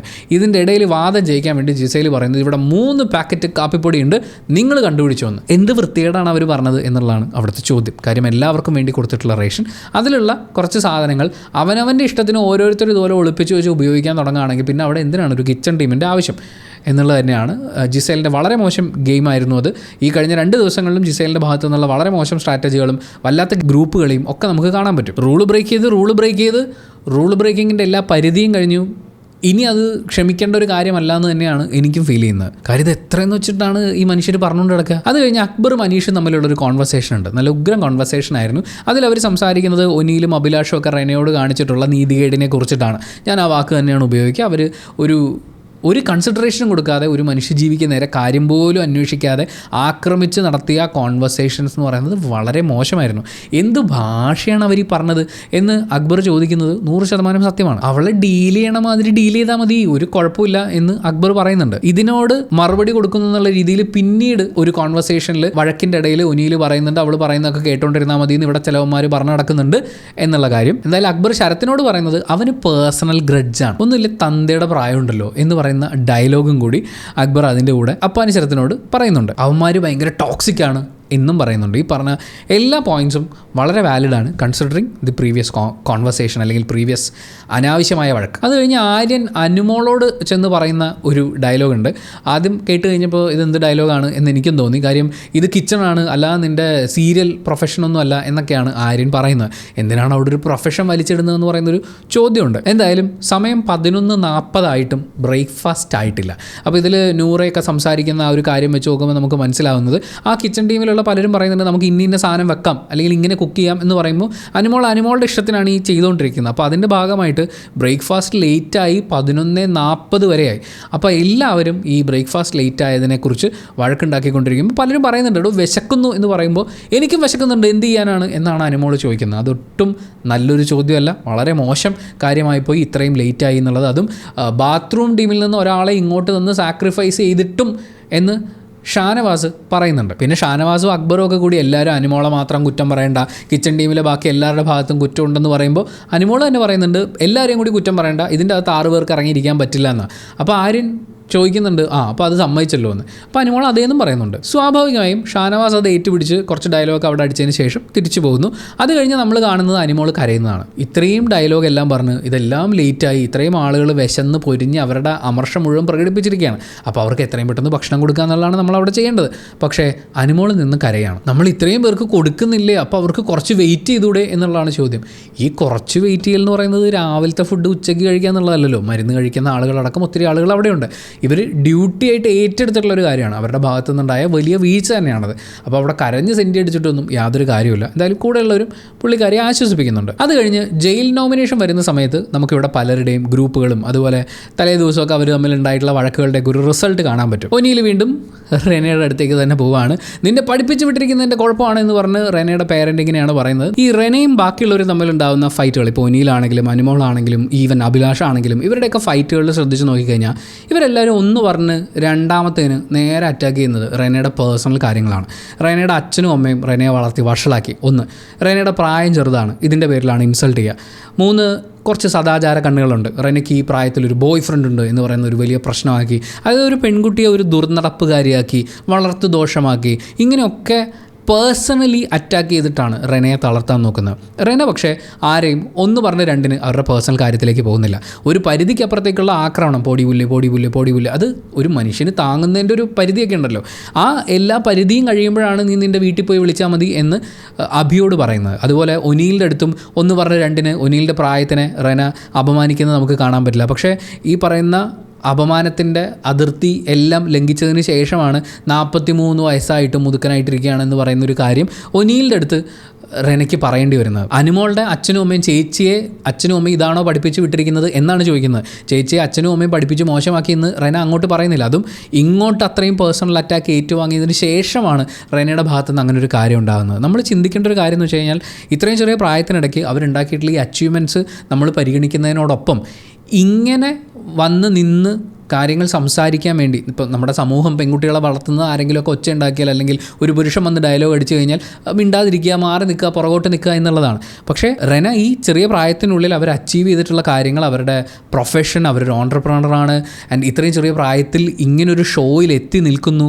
ഇത്രയും പ്രായമുള്ള ആളുകൾ തൻ്റെ ചുറ്റും ഇത്രയും ബഹളം വെച്ചിട്ടും അതിനെയൊക്കെ കൃത്യമായ ആർഗ്യുമെൻറ്റ്സ് കൊണ്ട് അവർക്ക് സംസാരിച്ച് നിൽക്കാൻ പറ്റുന്നു എന്ന് പറയുന്നത്, അവിടെ നമ്മൾ ഇങ്ങനെ റെനയെ പ്രിപ്പയർ ചെയ്തെടുത്ത റെനയുടെ പേരൻറ്റിങ്ങിനെ, അവരുടെ പേരൻസിന്, കേരളം എന്ന് പറയുന്നൊരു കാര്യം മാത്രമല്ല നമ്മൾ റെന ഫാത്തിമയെക്കുറിച്ച് സംസാരിക്കുമ്പോൾ കൺസിഡർ ചെയ്യേണ്ടത്, അവർ വരുന്ന കമ്മ്യൂണിറ്റി അടക്കം ഒരുപാട് കാര്യങ്ങളെക്കുറിച്ച് നമ്മൾ കൃത്യമായി ചിന്തിക്കുമ്പോൾ റെനയിൽ നിന്ന് നമ്മൾ കാണുന്ന ആ സ്ട്രെങ്ത് എന്ന് പറയുന്നത് അപ്രിഷ്യേറ്റ് ചെയ്യാതിരിക്കാൻ പറ്റില്ല. പക്ഷേ അപ്രിഷ്യേറ്റ് ചെയ്യേണ്ടടോ ഒരു ബേസിക് സെൻസിൽ അത് മനസ്സിലാക്കാൻ ശ്രമിക്കുക എന്ന് പറയുന്നത് ഒനിയിലിൻ്റെ ഭാഗത്തു നിന്ന് അതിൻ്റെ ഒരു 10 പൈസയുടെ എഫേർട്ട് കാണാനില്ല. അതുകൊണ്ട് തന്നെയാണ് പിന്നീട് അങ്ങോട്ട് എൻ്റെ അടുത്ത് വന്നു കഴിഞ്ഞാൽ നിൻ്റെ തലയടിച്ച് പൊളിക്കും എന്നൊക്കെ പറയുന്ന അത്രയും സബ്സ്റ്റാൻഡേർഡ് ആയിട്ടുള്ള പ്രയോഗങ്ങൾ കൊണ്ട് ഒരു പെൺകുട്ടിയെ അടിച്ചമർത്താൻ വേണ്ടിയിട്ട് ഒനിയിൽ ശ്രമിച്ചുകൊണ്ടിരിക്കുന്നത്. ആ ഡയലോഗിൻ്റെ പേരിൽ മാത്രം ഒനിയിലിനെ അവിടെ നിന്ന് ഇറക്കി വിട്ട് കഴിഞ്ഞാലും ഒരു കുഴപ്പമില്ല. കാര്യം ഇത്രയും വർഷം ഇവിടെ ജീവിച്ച് ഇത്രയും കാര്യങ്ങളൊക്കെ അച്ചീവ് ചെയ്തു എന്ന് പറയുന്ന ഒരാളോട് കാര്യം പറഞ്ഞ് നിൽക്കാൻ പറ്റുന്നില്ല, ഭീഷണിപ്പെടുത്തുന്നു, അവളൊരു പെണ്ണാണെന്ന് പറഞ്ഞ് അവളെ കുറ്റപ്പെടുത്തുന്നു, പ്രായം കുറവാണെന്ന് പറഞ്ഞ് കുറ്റപ്പെടുത്തുന്നു, അവളുടെ വീട്ടുകാരെ കൊണ്ട് കൊള്ളില്ല, അവർ വീട്ടുകാർ മോശമായി വളർത്തിയിരിക്കുന്നെന്ന് പറയുന്നു, ദുർനടപ്പുകാരിയാണെന്ന് പറയുന്നു. ഈവൻ റെന ഫാത്തിമയുടെ ബോയ് ഫ്രണ്ടിനെ ഇതിലേക്ക് വലിച്ചഴച്ചിട്ട് അവനില്ലാത്ത ഒന്ന് എനിക്കുണ്ട് ആണത്തം എന്ന് ഒനിയിൽ പറയുന്നുണ്ട്. എനിക്ക് ഫീൽ ചെയ്തത് ആണത്തം എന്നുള്ള വാക്ക് ഒനിയിൽ മാറ്റിയിട്ട് വിവരക്കേട് എന്ന് ചേർത്ത് കഴിഞ്ഞാൽ ഒരു വ്യത്യാസം ആ ഡയലോഗിൽ ഉണ്ടാവില്ല. അത് കുറച്ചും കൂടി കറക്റ്റ് ആവുകയാണ് ചെയ്യുക. നിനക്ക് എന്ത് കഴിവാണുള്ളത്? കുറേ ഫോളോവേഴ്സ് മാത്രമല്ലേ ഉള്ളൂ എന്ന് ചോദിക്കുന്നുണ്ട്. ശരിയാണ്, നമുക്ക് ഒനീൽ പറഞ്ഞ സ്ഥിതിക്ക് നമുക്ക് ഫോളോവേഴ്സ് ജസ്റ്റ് ഒന്ന് കമ്പയർ ചെയ്യാം. ഈ പറയുന്ന വളരെ മോശം കോൺവെർസേഷൻസ് ഒനീലിൻ്റെ ഭാഗത്തു നിന്ന് ഉണ്ടായതുകൊണ്ട് മാത്രമാണ് ഞാൻ ഈ കണക്കുകൾ പറയുന്നത്. 353K 3,53,000 followers Rena ഫാത്തിമയ്ക്ക് ഇൻസ്റ്റാഗ്രാമിലുണ്ട്. അവരൊരു ഓൺടർപ്രണറാണ്. അവരുടെ ഒരു എത്നിക് വെയറിൻ്റെ ബ്രാൻഡുണ്ട്. അതിനുണ്ട് 24,500 ഫോളോവേഴ്സ് ഇൻസ്റ്റാഗ്രാമിൽ. 3,76,000 സബ്സ്ക്രൈബേഴ്സ് അവർക്ക് യൂട്യൂബിലുണ്ട്. അതേസമയം നമ്മൾ ഒനീലിലേക്ക് വരുമ്പോൾ 49,700 ഫോളോവേഴ്സ് മാത്രമാണ് പുള്ളിക്ക് ഇൻസ്റ്റാഗ്രാമിലുള്ളത്. പുള്ളിയുടെ യൂട്യൂബ് ചാനലിൽ 949 സബ്സ്ക്രൈബേഴ്സ് മാത്രമാണുള്ളത്. ഒനീലിന് ഇത്രയും സബ്സ്ക്രൈബേഴ്സ് ഉള്ളൂ, ഇത്രയും ഫോളോവേഴ്സ് ഉള്ളൂ എന്ന് പറഞ്ഞാൽ അയാളെ കുറച്ച് കാണിക്കാൻ വേണ്ടിയിട്ടല്ല ഈ കണക്കുകൾ പറഞ്ഞത്. ഒനീൽ റെനയോട് സംസാരിക്കുന്ന സമയത്ത്, റെനയുടെ കഴിവുകളെ കുറച്ച് കാണുന്ന സമയത്ത് അവൾ ഉണ്ടാക്കിയ അച്ചീവ്മെൻറ്റ്സിനെ കാണാതെ ഒരുപക്ഷെ തനിക്ക് സാധിക്കാത്ത കാര്യങ്ങൾ അച്ചീവ് ചെയ്തിട്ടാണ് ആ കുട്ടി അവിടെ നിൽക്കുന്നത് എന്ന് കാണാൻ പറ്റാത്ത ഒനീലിനെ സൂചിപ്പിക്കാൻ വേണ്ടിയിട്ടാണ് ഈ കണക്കുകൾ പറയേണ്ടി വന്നത്. ഒന്നുകിൽ ഈ സബ്സ്ക്രൈബേഴ്സിനെ എല്ലാം അത്രയും വില കുറച്ച് കാണുന്ന, അത്ര ഈസി ആയിട്ട് കിട്ടുന്ന ഒരു കാര്യമായി ഒനീൽ തന്നെ പ്രഖ്യാപിക്കുന്നത് പോലെ നമുക്കിതിനെ കാണാം. ഇനി അതല്ല, ഫോളോവേഴ്സിന് ഉണ്ടാക്കുന്ന അത്ര വലിയ കാര്യമൊന്നുമല്ലെങ്കിൽ ഈ ഫോളോവേഴ്സിനോടുള്ള പുച്ഛമാണത്. റെന ഫാത്തിമ ഈ ചെറിയ പ്രായം കൊണ്ട്, അതായത് 43-ാം വയസ്സിലെത്തി നിൽക്കുന്ന ഒനീൽ ഉണ്ടാക്കിയതിൻ്റെ ഇത്ര ഇരട്ടിയിലധികം ഫോളോവേഴ്സിനെ ഉണ്ടാക്കിയിട്ടുണ്ടെങ്കിൽ, ഒനീൽ ഈ 43-ാം വയസ്സിലെത്തിയിരിക്കുന്നത് ബിഗ് ബോസ് പോലൊരു വലിയ പ്ലാറ്റ്ഫോമിലേക്ക് 19-ാം വയസ്സിൽ റെന എത്തിയിട്ടുണ്ടെങ്കിൽ അത് അവരുടെ ഹാർഡ് വർക്ക് കൊണ്ട് ഉണ്ടാക്കിയതാണ്. വെറുതെ സോഷ്യൽ മീഡിയയിൽ ഒരു പേജ് തുടങ്ങിയിരുന്നു കഴിഞ്ഞാൽ സബ്സ്ക്രൈബേഴ്സോ ഫോളോവേഴ്സോ വരില്ല. അതിനുവേണ്ടി പണിയെടുക്കണം. അത് ഒനീലിന് നല്ലോണം അറിയാം. പക്ഷേ ഈ ഓപ്പോസിറ്റ് ഇരിക്കുന്ന ആളെ ഏത് വിധേനയും തറ പറ്റിച്ച് ചെറുതാക്കി കാണിക്കുക, പ്രായത്തിൽ കുറവുള്ള ആളെ അപമാനിക്കാൻ ശ്രമിക്കുക, നിനക്ക് എന്ത് കഴിവെന്നുള്ള ചോദ്യമാണ് അയാൾ വീണ്ടും ചോദിച്ചുകൊണ്ടിരിക്കുന്നത്. റെന ഫാത്തിമ കണക്കുകൾ നിരത്തി അയാളോട് തിരിച്ചു ചോദിച്ചു കഴിഞ്ഞാൽ അയാൾ എന്താണ് പറയുക? ഇതിനിടയിലാണ് ഷാനവാസ് ഉപ്പുപ്പ അങ്ങോട്ടേക്ക് വരുന്നത്. അദ്ദേഹം റെന ഫാത്തിമയോട് പറയുന്നത്, നീ അടങ്ങ് മോളെ, ഇതിനെ എല്ലാത്തിനും ഒരു പരിധിയില്ലേ എന്ന് റെനയോടാണ് പറയുന്നത്. റെനയുടെ പുറകെ നടന്ന് ഈ ആവശ്യമില്ലാത്തതൊക്കെ വിളിച്ച് പറഞ്ഞുകൊണ്ടിരിക്കുന്ന, ഒരു പക്ഷേ ഈ ഗെയിമിൻ്റെ പാർട്ടേ അല്ലാത്ത ഒരാളുടെ പുരുഷത്വത്തെ വരെ ചോദ്യം ചെയ്യുന്ന ഒനീൽ അപ്പുറത്തിരിക്കുകയാണ്. എല്ലാത്തിനും ഒരു പരിധിയുണ്ട് ഒനീലെ, നീ വായടക്കി എന്ന് അവിടെ പോയി പറയാൻ ഒരു കരുത്തും കാണിക്കാത്ത ഷാനവാസ് റെനയോടാണ് പറയുന്നത് മിണ്ടാതിരിക്കാൻ. അത് അവളൊരു പെൺകുട്ടി ആയതുകൊണ്ടാണ്, പ്രായത്തിൽ കുറവുള്ളതുകൊണ്ടാണ്. റെന പറയുന്ന കാര്യം കൃത്യമാണ്. ഏജിൻ്റെ ഡിസ്ക്രിമിനേഷൻ നമ്മുടെ സമൂഹത്തിൽ എത്ര മോശമായി, എത്ര സ്ട്രോങ് ആയത് ഇവിടെ ഉണ്ടോ അത് ബിഗ് ബോസ് ഹൗസിൽ പ്രതിഫലിക്കുന്നതാണത്. റെനയുടെ അടുത്ത് മിണ്ടാതിരിക്കാൻ പറയും. എന്നിട്ട് റെന മിണ്ടാതിരിക്കില്ല എന്ന് പറയുമ്പോൾ എന്തെങ്കിലുമൊക്കെ വാങ്ങിച്ചു പിടിച്ചിട്ട് മോങ്ങാണ്ടിരുന്നാൽ മതി എന്ന് പറയുന്നുണ്ട്. ഞാൻ നോക്കിക്കോളാം എന്ന് റെന നല്ല കൃത്യമായിട്ട് പറയുന്നുണ്ട്. ഷാനവാസ് ഉപ്പുപ്പ അവിടെ വന്ന കാര്യം നടക്കാതെ തിരിച്ചു പോവാണ്. അത് കഴിഞ്ഞ് ആര്യൻ ഒനീൽ അമ്മയ്ക്ക് വിളിച്ചു എന്ന് പറയുന്ന ഒരു കാര്യം അപ്പാനിസരത്ത് ചോദിച്ച സമയത്ത് പറയുന്നുണ്ട്. അപ്പോഴേക്കും അഭിലാഷ് അങ്ങോട്ട് വരികയാണ്.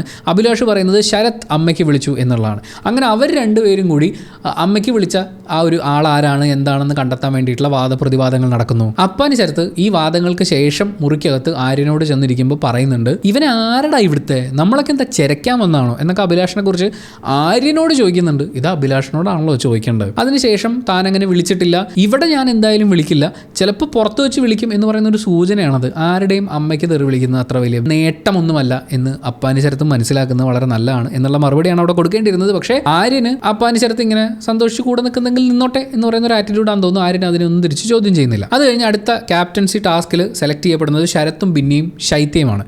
ഇത് നമ്മുടെ ഒനീലിന് സഹിക്കാവുന്നതിലും അപ്പുറമാണ്. കാരണം ബിന്നി ഒനീലിൻ്റെ ടാർഗറ്റ് ലിസ്റ്റിൽ വരുന്ന ആളാണ്. അപ്പോൾ ഇവർക്കൊക്കെ വോട്ട് കിട്ടി, എന്നിട്ട് നിനക്കെന്താ വോട്ട് കിട്ടാത്തത്, നീയാണ് അടുത്ത ക്യാപ്റ്റൻ ആവാൻ അർഹൻ എന്ന് ഒനീലും അഭിലാഷും കൂടി നെവിനെ പറഞ്ഞ് കൺവിൻസ് ചെയ്യാൻ ശ്രമിക്കുകയാണ്. അപ്പോൾ നെവിൻ നമ്മുടെ ടീമിലേക്ക് വരുമല്ലോ. നമ്മൾ നോക്കുമ്പോൾ ഷാനവാസ് അവിടെ മീശയിൽ രോമമുണ്ടോ എന്നൊക്കെ നോക്കുന്നതാണ്, അങ്ങനെ കണ്ണാടി നോക്കി നിൽക്കുന്നതൊക്കെയാണ് കാണുന്നത്. പക്ഷേ പുള്ളി ആ ഗ്രൂപ്പിൻ്റെ ഭാഗം തന്നെയാണ്. ആ ഗ്രൂപ്പ് അങ്ങനെയാണ് അവിടെ വർക്ക് ചെയ്തുകൊണ്ടിരിക്കുന്നത്. ഇത് കൃത്യമായിട്ട് അനുമോൾ കുറച്ച് കഴിയുമ്പോൾ ചോദ്യം ചെയ്യുന്നുണ്ട്. അനുമോളും സരികയും ചോദ്യം ചെയ്യുന്നുണ്ട്. അപ്പോൾ ഇവർ നെവിനെയാണ് ഈ ടാർഗറ്റ് ചെയ്യുന്നത്. നെവിൻ്റെ ഉള്ളിൽ ആ ഒരു ഗ്രഡ്ജ് ഉണ്ടാക്കി എടുത്തിട്ട് നിന്നെ അവർ ചതിച്ചു തേച്ചു, അതുകൊണ്ട് നമ്മുടെ കൂടെ കൂട് എന്ന് പറയുന്ന സാധനമൊക്കെയാണ്. അവർക്ക് നെവിനെക്കുറിച്ച് യാതൊരു ധാരണയില്ലാത്തതുകൊണ്ടാണ് അങ്ങനെ ചെയ്യുന്നതെന്നാണ് ഞാൻ മനസ്സിലാക്കുന്നത്. കാരണം നെവിൻ ഗെയിം കളിക്കാൻ വന്നിട്ടുള്ളതാണ്. പുള്ളി ഈ പറയുന്ന വർത്തമാനത്തിലൊന്നും വീഴുന്ന ആളല്ല എന്നുള്ളത് ആണ് എനിക്ക് ഫീൽ ചെയ്തിട്ടുള്ളത്. പക്ഷേ അവരവരുടെ വൃദ്ധാശ്രമങ്ങൾ തുടർന്നുകൊണ്ടിരിക്കുകയാണ് സുഹൃത്തുക്കളെ. അത് കഴിഞ്ഞൊരു കുക്കിംഗ് മത്സരം നടക്കുന്നുണ്ട്. എല്ലാവരും ജ്യൂസും മോരും സംഭാരമൊക്കെ ഉണ്ടാക്കുന്നുണ്ട്, നല്ല കാര്യം. അത് കഴിഞ്ഞ് അനുമോള് ഷാനവാസിനോട് കൃത്യമായി മുഖത്ത് നോക്കിയിട്ടില്ല, കാര്യം അനുമോൾ അങ്ങനെ കിടക്കുകയാണ്. ഷാനവാസ് അപ്പുറത്ത് ഇരിപ്പുണ്ട്, എന്നാലും പറയാനുള്ളത് പറയുന്നുണ്ട്. ഷാനവാസും അബിയും ഒനീലും നെവിനും ഒക്കെ കൂടി പുതിയൊരു ഗ്രൂപ്പ് ഇവിടെ ഉണ്ടാവുന്നുണ്ട്, ഒരു ഗ്യാങ് ഉണ്ടാവുന്നുണ്ട് എന്ന് പറയുന്നുണ്ട്. അപ്പോൾ ഷാനവാസ് പറയുന്നത് ഇവിടെ ഓൾറെഡി ഉള്ള ഗ്രൂപ്പുകൾ തകർക്കാൻ വേണ്ടി ഉണ്ടാക്കിയ ഗ്യാങ് ആണ് ഞങ്ങളുടേതെന്ന് പറയുന്നു. ആര് ഗ്രൂപ്പ് കളിച്ചാലും ഞങ്ങൾ തകർക്കും. അപ്പോൾ നിങ്ങളിത് എന്താ ചെയ്തുകൊണ്ടിരിക്കണേ എന്നുള്ളതാണ് അവിടുത്തെ ചോദ്യം. അപ്പോൾ സരിക ചോദിക്കുന്ന വളരെ പ്രധാനപ്പെട്ട ഒരു ചോദ്യമുണ്ട്, ഗ്രൂപ്പ് തകർക്കാൻ വേണ്ടി നിങ്ങളൊരു ഗ്രൂപ്പ് ഉണ്ടാക്കുകയാണോ വേണ്ടത് എന്നുള്ളതാണ്. അപ്പോൾ അനുമോൾ പറയുന്നത് ഗ്രൂപ്പ് പൊളിക്കാനാണെങ്കിൽ എന്നെ പോലെ ഒറ്റയ്ക്ക് നിന്ന് കളിക്കണം എന്നുള്ളതാണ്. അത് പറയാനുള്ള ഒരു റൈറ്റ് കൃത്യമായും അനുമോൾക്കുണ്ട്. അനുമോൾ അങ്ങനെ ഒരു വലിയ ഗ്രൂപ്പിൻ്റെ പിൻബലത്തിലല്ല ഇപ്പോൾ കളിച്ചുകൊണ്ടിരിക്കുന്നത്. അപ്പോൾ സ്വാഭാവികമായും ഗ്രൂപ്പുകളൊക്കെ പൊളിക്കണമെങ്കിൽ നിങ്ങൾ ഒറ്റയ്ക്ക് നിന്ന് കളിക്കണം. കാര്യം ഇപ്പോൾ ജിസൈൽ ആര്യൻ ആ ഒരു ഗ്രൂപ്പിനെതിരെ അനുമോളുടെ ഗെയിം നമുക്ക് കാണാൻ പറ്റും. എൻ്റെ ഗ്രൂപ്പിനെ അനുമോൾ കൃത്യമായിട്ട് ഐഡൻറ്റിഫൈ ചെയ്ത് പറയുന്നുണ്ട്. ജിസൈൽ, ആര്യൻ, റെന, പിന്നെ സരിക ചേച്ചിയും ചെറുതായിട്ട് അങ്ങോട്ട് ചേർന്ന് നിൽക്കും എന്നുള്ള രീതിയിൽ അനുമോൾ കുറ്റപ്പെടുത്തുന്നുണ്ട്. സരിക അത് സമ്മതിക്കുന്നില്ലെങ്കിൽ പോലും ഇവിടെ നമ്മൾ മനസ്സിലാക്കേണ്ട ഒരു അനുമോൾ ബ്രില്യൻസ് ഉണ്ട്. അനുമോൾ പറയുന്നത് ഓരോ വഴക്കുണ്ടാവുന്ന സമയത്തും ഞാൻ കൃത്യമായി നോക്കും ആരൊക്കെയാണ് കൂടെ നിൽക്കുന്നത്, ആരൊക്കെയാണ് തള്ളി പറയുന്നത്, അങ്ങനെ ഇതൊക്കെ മനസ്സിലാക്കി എടുക്കുന്നു എന്ന് അനുമോൾ പറയുന്നുണ്ട്. അതൊരു ബ്രില്യൻ സ്ട്രാറ്റജിയാണ്. പിന്നീടാണ് നമ്മൾ പണിപ്പുര ടാസ്ക് കാണുന്നത്. പണിപ്പുര ടാസ്കിൽ ഞാൻ പോയേ പറ്റൂ, റെന പോയാൽ ശരിയാവില്ല, ഞാൻ പോകാം എന്നൊക്കെ പറഞ്ഞ് വാദിച്ച് പോയ ഒനീൽ പക്ഷേ ഈ പണിപ്പുര ടാസ്കിൽ ആ റൂമിനകത്ത് വീണ് പോവാണ്. ഒനീലിന് കാര്യമായിട്ടൊന്നും എടുക്കാൻ പറ്റിയില്ല. എന്നാലും അവർ അത്യാവശ്യം വേണ്ടുന്ന സാധനങ്ങളൊക്കെ പുറത്തേക്ക് എത്തിക്കുന്നുണ്ട്. അത് കഴിഞ്ഞാണ് വളരെ കോൺട്രവേഴ്ഷ്യൽ ആയിട്ടുള്ള ഒരു ഡിസ്കഷൻ നടക്കുന്നത്. ഈ ഡിസ്കഷൻ മുതൽ അക്ബർ തീയായിട്ട് നിന്നാണ് പെർഫോം ചെയ്തിട്ടുള്ളത്. കാരണം ശാരികയും അനീഷും തമ്മിലുള്ള കോൺവെർസേഷനാണ്, ഡിവോഴ്സാണ് ഇവരുടെ വിഷയം എന്ന് പറയുന്നത്. അപ്പോൾ അനീഷ് പറയുന്നൊരു വാദമുണ്ട്, എല്ലാ ഡിവോഴ്സും നടക്കുന്നത് ഒരാളുടെ മാത്രം തെറ്റുകൊണ്ടല്ല. ഇപ്പോൾ ഒരാൾ മാറുന്നില്ലെങ്കിൽ മറ്റേ ആളും കൂടി മാറാനുള്ള ശ്രമം നടക്കണം. അത് നടക്കാത്തത് കൊണ്ടാണ് ഡിവോഴ്സ് നടക്കുന്നത്. അതായത് രണ്ടുപേരും ഓരോ ഡിവോഴ്സിലും രണ്ടുപേരും ഒരുപോലെ കുറ്റക്കാരാണ് എന്ന് പറയുന്ന പോലത്തെ ഒരു ഡയലോഗാണ് അനീഷ് പറയുന്നത്. ശാരിക അത് ഓക്കെ എന്നുള്ള രീതിയിൽ അത് അംഗീകരിക്കുന്നു എന്നുള്ള രീതിയിൽ സംസാരിക്കുമ്പോൾ അക്ബറാണ് അവിടെ ചോദിക്കേണ്ട ചോദ്യം ചോദിക്കുന്നത്. എല്ലാ ദിവസവും കുടിച്ചു വന്ന് തല്ലുണ്ടാക്കുന്ന ഒരു ഭർത്താവിനെ ഭാര്യ ഡിവോഴ്സ് ചെയ്താൽ അതെങ്ങനെയാണ് രണ്ടുപേരുടെയും പ്രശ്നമാവാന്ന്. ആ സമയത്ത് അനീഷ് പറഞ്ഞ മറുപടി എന്ന് പറയുന്നത് ആ മറുപടിക്ക് ഒരു മറുപടി അർഹിക്കുന്നില്ല എന്നുള്ളത് പറയുന്ന പോലെയാണ്. കാരണം അങ്ങനെ കുടിച്ചിട്ട് വരുന്ന ഭർത്താവ് തന്നെ തല്ലുന്നത് ഓക്കെ ആയിട്ടുള്ള ഭാര്യയാണെങ്കിൽ എന്ന് പറഞ്ഞു തുടങ്ങുന്നുണ്ട്. അപ്പോഴേക്കും അവിടെ എല്ലാവരും അതിനെ എതിർക്കുകയാണ്. ആദില, നൂറയുണ്ട്, ബിന്നിയുണ്ട്, അക്ബറുണ്ട്. അപ്പാൻ ശരത്തൊക്കെ എണീറ്റ് വന്ന് തല്ലാൻ വരുന്ന പോലെയാണ് ഫ്രണ്ടിൽ നിൽക്കുന്നത്. അത് കഴിഞ്ഞ് അക്ബർ ഇഷ്ടം പോലെ നല്ല ആർഗ്യുമെൻറ്റ്സ് പറയുന്നുണ്ട്. അതായത് കേരളത്തിൽ ഇതുവരെ ഡിവോഴ്സ് ആയിട്ടുള്ള എല്ലാ സ്ത്രീകളെയും അപമാനിക്കുന്നത് പോലൊരു, അല്ലെങ്കിൽ എല്ലാ സ്ത്രീകളെയും പുരുഷന്മാരെ അപമാനിക്കുന്നത് പോലത്തെ ഒരു ഡയലോഗാണ് അനീഷ് ഈ പറഞ്ഞിട്ടുള്ളത്. ശരിയാണ്, ഒരു ഡിവോഴ്സ് എന്ന് പറയുന്നത് എപ്പോഴും രണ്ടുപേരുടെയും കൂടി ഒരുമിച്ച് കുറ്റം ഉണ്ടാകുമ്പോൾ മാത്രമല്ല, ഒരാളുടെ കൂടെ സഹിച്ച് ജീവിക്കാൻ പറ്റാത്ത സാഹചര്യം ഉണ്ടാകുമ്പോൾ ഒരാൾക്കൊപ്പം ജീവിക്കുന്നത് തൻ്റെ ജീവിതം നഷ്ടപ്പെടുത്തുന്നതിന് തുല്യമാണ് എന്ന് തിരിച്ചറിയുമ്പോൾ ഒരാൾ ഡിവോഴ്സിന് അപ്ലൈ ചെയ്യും. അത് അയാളുടെ കുറ്റം കൊണ്ടല്ല, ഓപ്പോസിറ്റ് നിൽക്കുന്ന ആളിൽ നിന്ന് ഈ റിലേഷൻഷിപ്പിൽ കണ്ടിന്യൂ ചെയ്യാനുള്ള യാതൊരു എഫേർട്ടും കാണാതെ വരുമ്പോഴാണ്. അല്ലാതെ സഹിച്ചും പുറത്തും ഒക്കെ ജീവിക്കുക, അല്ലെങ്കിൽ അയാൾക്ക് അഡ്ജസ്റ്റ് ചെയ്യാൻ പറ്റില്ല എന്നാൽ ഞാൻ അഡ്ജസ്റ്റ് ചെയ്തേക്കാം, അങ്ങനെയല്ലല്ലോ അത് വർക്ക് ചെയ്യേണ്ടത്. അതിൻ്റെ കൂടെ കേരളത്തിൽ നീതി കിട്ടാത്ത ഭാര്യമാരും ഭർത്താക്കന്മാരും ഉണ്ട് എന്നും അക്ബർ പറയുന്നുണ്ട്. ട്രോമ അനുഭവിച്ച് ഡിവോഴ്സ് വാങ്ങിയ എല്ലാ സ്ത്രീകളെയും അപമാനിക്കുന്നതിന് തുല്യമാണ് ഇയാൾ ഈ പറഞ്ഞത്.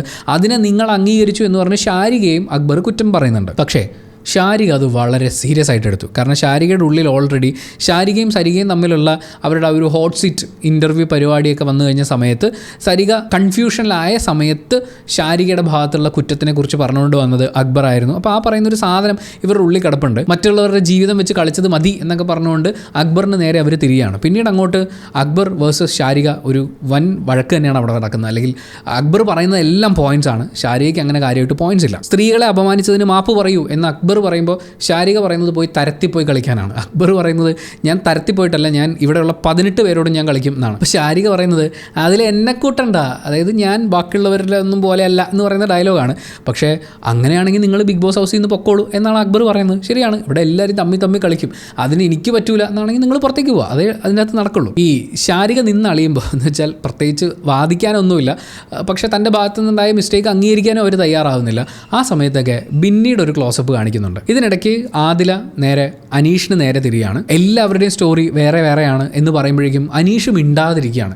അപ്പോൾ ആദില ചോദിക്കുന്നത് ഇപ്പം എന്ത് പറ്റി, നാക്കൊളിക്കുകയോ, നല്ലോണം കത്തി വന്നതാണല്ലോ, അമുങ്ങിപ്പോയോ എന്ന് പറയുന്ന പോലത്തെ കുറേ ചോദ്യങ്ങളൊക്കെ ചോദിച്ച് അനീഷിൻ്റെ അടുത്ത് ചെല്ലുന്നുണ്ട്. പക്ഷേ അനീഷ് ഇങ്ങനെ പുള്ളിയുടെ ഒരു സ്ഥായി ഭാവം, അനീഷിൻ്റെ ഭാഗത്തു നിന്നുണ്ടായത് ഒരു വളരെ തെറ്റായിട്ടുള്ള ഒരു ആർഗ്യുമെൻ്റാണ്. അതിനെ എല്ലാവരും എതിർത്തു. പക്ഷേ വീണ്ടും അവരതിനെ ന്യായീകരിച്ചുകൊണ്ടിരിക്കുകയാണ്. അപ്പം ശാരിക പയ്യെ ആ സീനിൽ നിന്നൊന്ന് മാറി വെള്ളം എടുക്കാനോ മറ്റോ പോയിട്ടുണ്ട്.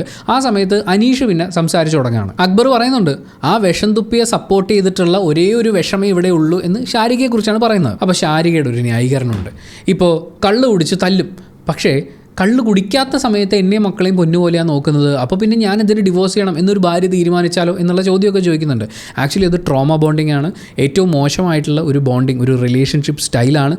അതൊരു ട്രാപ്പാണ്, അവിടെ വീണു പോകാൻ പാടില്ല. നിങ്ങൾ അതിന് തടസ്സമായി കാണുന്ന, അതായത് നിങ്ങളെ ഉപദ്രവിക്കുന്നു പക്ഷേ കുറച്ച് കഴിയുമ്പോൾ ഭയങ്കര സ്നേഹം തരുന്നു എന്നുള്ളത് നിങ്ങൾ ആ റിലേഷൻഷിപ്പിൽ നിൽക്കാനുള്ളൊരു കാരണമായി കാണാൻ പാടില്ല. അതൊരു അത് വേറെ തന്നെ ഒരു ടോപ്പിക്കാണ്. അപ്പോൾ അത് മനസ്സിലാക്കിയിട്ട് തന്നെ ആയിരിക്കാം ആദില പറയുന്നുണ്ട് അത് അവർക്ക് അറിവില്ലാത്തതുകൊണ്ടാണ്, അവരെ പറഞ്ഞ് മനസ്സിലാക്കണം. അപ്പോൾ ഈ കോൺവെർസേഷനൊക്കെ ഇങ്ങനെ മുന്നോട്ട് പോയിക്കൊണ്ടിരിക്കുമ്പോൾ അക്ബർ പറയുന്നത് നിങ്ങൾ ആ ചുവരനെ പറഞ്ഞ് മനസ്സിലാക്കാൻ നോക്കുക, അവർക്ക് ഇതൊന്നും മനസ്സിലാവില്ല എന്നാണ്. അനീഷ് പറയുന്നതിനൊക്കെ ശാരിക പറഞ്ഞത് ശരി, അതൊന്നും ഇവർക്ക് മനസ്സിലാവില്ല, നിങ്ങൾ ഇത്രയും പേര് നിങ്ങളെ നോമിനേറ്റ് ചെയ്തിട്ട് ഈ വീട്ടിൽ നിന്ന് പോയില്ലല്ലോ, അത് ജനങ്ങൾക്ക് മനസ്സിലാവുന്നുള്ള രീതിയിൽ അനീഷിനെ അങ്ങ് പ്രോത്സാഹിപ്പിക്കുകയാണ്. ശാരിക അനീഷിൻ്റെ ടീമാകാൻ ഉള്ളൊരു ശ്രമം നടത്തുന്നുണ്ടെങ്കിലും അനീഷ് ഇതൊന്നും മൈൻഡ് ചെയ്യുന്നില്ല. ശാരിക വീണ്ടും കുറച്ചും കൂടി അളിഞ്ഞു. ശാരികയെക്കുറിച്ച് അവിടുന്ന് കേട്ടത് ഇവിടെ പോയി പറഞ്ഞ് കുത്തിത്തിരിപ്പുണ്ടാക്കുന്ന ചോര കുടിക്കുന്ന പരിപാടിയല്ല എന്നൊക്കെ ശാരികയ്ക്കിട്ട് കൊടുക്കുന്നുണ്ട്. അപ്പോൾ അനീഷ് ഒരു ടോപ്പിക്കുമായിട്ട് വരികയാണ്. അതായത് ഇതൊക്കെ ശരി, അപ്പം നിങ്ങൾ ഈ സോഷ്യൽ മീഡിയയിൽ കാണുന്നതൊക്കെ ശരിയാണെന്ന് വിചാരിക്കുകയാണോ എന്ന് ചോദിക്കുന്നുണ്ട്. അപ്പോൾ അവിടുന്ന് വേറെ പല ഉത്തരങ്ങളും വരുന്നതിൻ്റെ കൂടെ അക്ബർ തിരിച്ച് ചോദിക്കുന്ന ഒരു കാര്യം, സോഷ്യൽ മീഡിയ ഉള്ളതുകൊണ്ടാണല്ലോ നമ്മളെല്ലാ കാര്യങ്ങളും അറിയുന്നത്, അല്ലാതെ ചൈനയിൽ ഭൂകമ്പം ഉണ്ടെന്നുള്ളത് ചൈനയിൽ പോയി അനുഭവിച്ചറിയാൻ പറ്റുമോ എന്നുള്ള മറുചോദ്യമാണ് ചോദിക്കുന്നത്. നമ്മൾ ഈ പലതരം കാര്യങ്ങളെക്കുറിച്ച് മനസ്സിലാക്കി റിലേഷൻഷിപ്പ് സ്റ്റൈലുകളെയും പാറ്റേൺസിനെയും ഒക്കെ മനസ്സിലാക്കിക്കൊണ്ട് നമ്മൾ ശ്രദ്ധിച്ച് ചെയ്യേണ്ട കുറേ കാര്യങ്ങളുണ്ട്. അപ്പം അത്തരം കാര്യങ്ങളെക്കുറിച്ച് ഇവർ സംസാരിക്കുന്ന സമയത്ത് അനീഷിനത് ഉൾക്കൊള്ളാനോ അല്ലെങ്കിൽ അനീഷിൻ്റെ വാദഗതികളോട് ചേർന്ന് നിൽക്കാത്തതുകൊണ്ട് അതിനെ ബ്രേക്ക് ചെയ്യാൻ വേണ്ടി ചോദിച്ച ഒരു കാര്യമായിരിക്കും അത്. പക്ഷേ അക്ബർ അതിനെ വളരെ വ്യക്തമായി തന്നെ ബ്രേക്ക് ചെയ്ത് വിട്ടിട്ടുണ്ട്. റെന ഇത് മുഴുവൻ കേട്ടിട്ട് ചോദിക്കുന്ന കാര്യം, ചേച്ചിയുടെ ഹോട്ട് സീറ്റ് പരിപാടി പോലെ തന്നെ നിങ്ങളുടെ ചിന്തകളും കെട്ടുപോയതാണല്ലോ എന്നുള്ളതാണ്. ആദില പറയുന്നത് പലരുടെയും പുറമേനി മാസ്കുകളൊക്കെ അഴിഞ്ഞു വീണ് തുടങ്ങിയെന്നാണ്. അപ്പോൾ ആ പരിപാടി കൺക്ലൂഡ് ചെയ്യുന്ന രീതിയിൽ അക്ബർ അദ്ദേഹത്തിൻ്റെ പാട്ട് പാടുകയാണ്. വിഷപ്പാമ്പേ ശാരികെ എന്നൊക്കെ ഉള്ള രീതിയിലുള്ള ലിറിക്സ് ഒക്കെ വെച്ചുകൊണ്ട് ഒരു പാട്ട് പാടി അത് എൻഡ് ചെയ്യാണ്. പിന്നെ നമ്മൾ കാണുന്നത് ജിസയിലും ഒനീലും കൂടി ജയിലിലേക്ക് പോകുന്നതാണ്. ഇവരെ രണ്ടുപേരെയും ജയിലിലേക്ക് തള്ളിയിട്ട ശേഷം ആര്യൻ ആ ഗേറ്റ് അടയ്ക്കുന്ന സമയത്ത് അനുമോള് ചോദിക്കുന്ന ഒരു ചോദ്യമുണ്ട്, ഇന്ന് ആര്യൻ എങ്ങനെ സമാധാനമായിട്ട് കിടന്നുറങ്ങുമെന്ന്. അത് അവരുടെ ഗ്രൂപ്പുകളെയൊക്കെ വളരെ വ്യക്തമായി വിമർശിച്ചുകൊണ്ടുള്ളൊരു സാധനമായിരുന്നു. ആര്യൻ അതിനെന്തോ ഒരു ചെറിയ സാധനം പറഞ്ഞു, പക്ഷേ അനിമോൾ പറയാനുള്ളത് പറഞ്ഞു. ജയിലിനകത്ത് കയറിയ ഒനീലാണ് പറയുന്നത് ഞാൻ സ്വപ്നം കണ്ട ദിവസം വന്നിരിക്കുന്നുവെന്ന്. പക്ഷേ ബിഗ് ബോസ് ആ സ്വപ്നത്തിന് നല്ല കുറച്ച് സാധനങ്ങൾ കരുതി വെച്ചിട്ടുണ്ടായിരുന്നു. ഇവർക്ക് രണ്ടുപേർക്കും ഒരു ഇരുമ്പ് കമ്പിയാണ് ബിഗ് ബോസ് കൊടുത്തിട്ടുള്ളത്. സംഭവം എന്താണെന്ന് വെച്ച് കഴിഞ്ഞാൽ ബിഗ് ബോസ് ടൈം എത്രയാണെന്നുള്ളത് പറയും. ആ ടൈം മുതൽ അങ്ങോട്ടേക്ക് ഓരോ സെക്കൻഡും ഇവർ ഈ കമ്പി കൂട്ടിയടിച്ച ശേഷം ശബ്ദം ഉണ്ടാക്കും. അതായത് 60 സെക്കൻഡ് കൂടുമ്പോൾ 1 മിനിറ്റ്, 60 മിനിറ്റ് കൂടുമ്പോൾ 1 മണിക്കൂർ. അപ്പോൾ ആ 1 മണിക്കൂർ അവർ നോട്ട് ചെയ്ത് വെക്കണം. അങ്ങനെ സമയം നോട്ട് ചെയ്ത് പോയിട്ട് ബിഗ് ബോസ് സമയം ചോദിക്കുമ്പോൾ ഇവർ കൃത്യസമയം പറയണം.